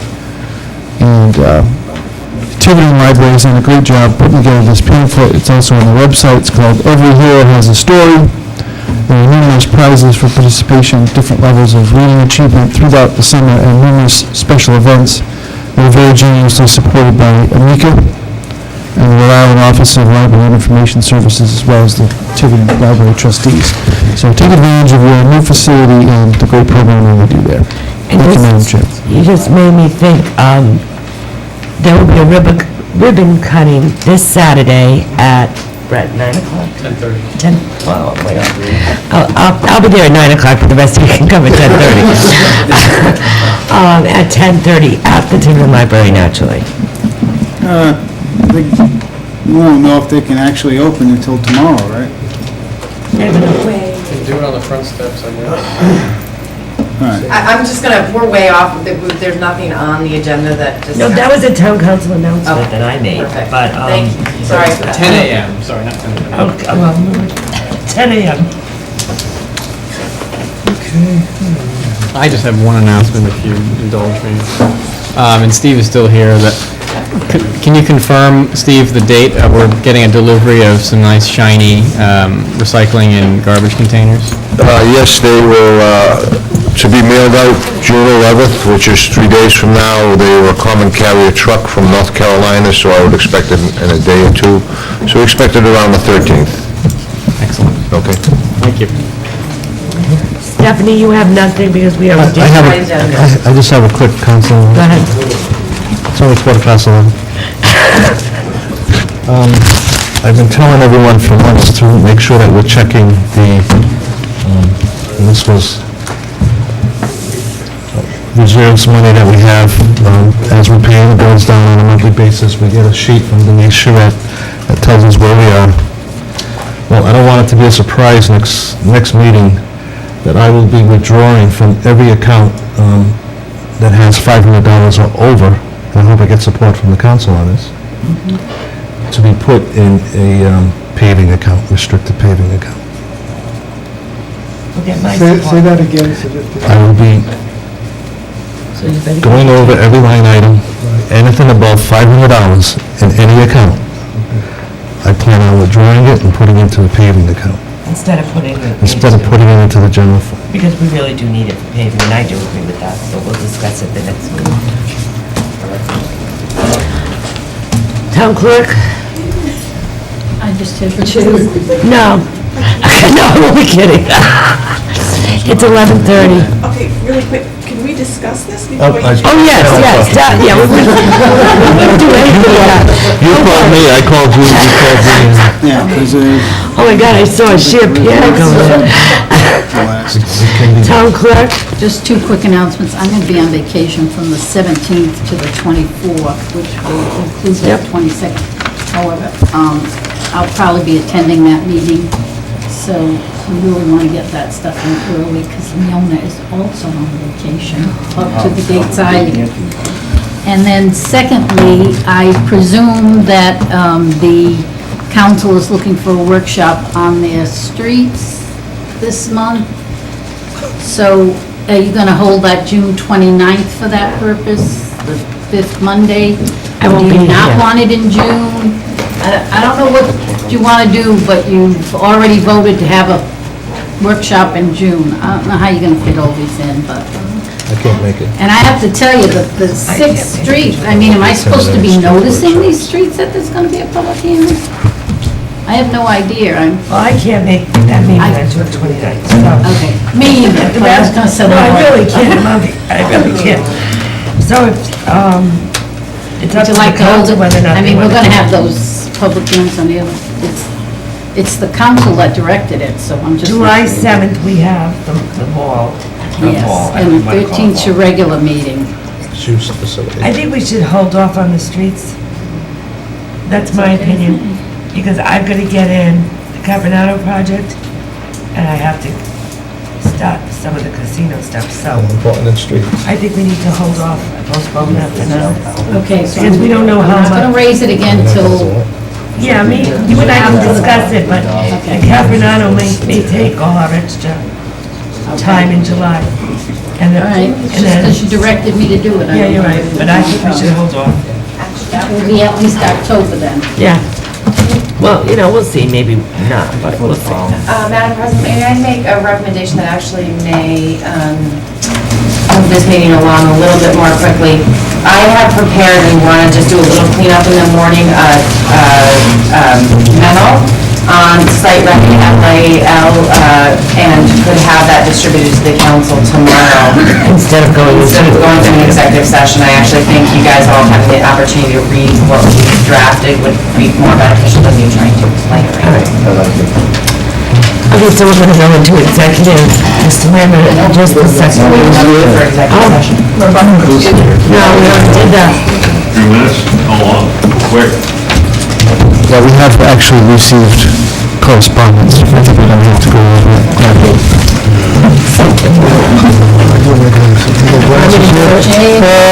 I move that we go into closed executive session pursuant to Rhode Island General Law per the request of the town administrator under section 42465A5 for a disposition of real property, industrial park proposal. Second. Motion made in second, all those in favor, Mr. Zupa? Mr. Perry, Mr. Ellis, Lambert?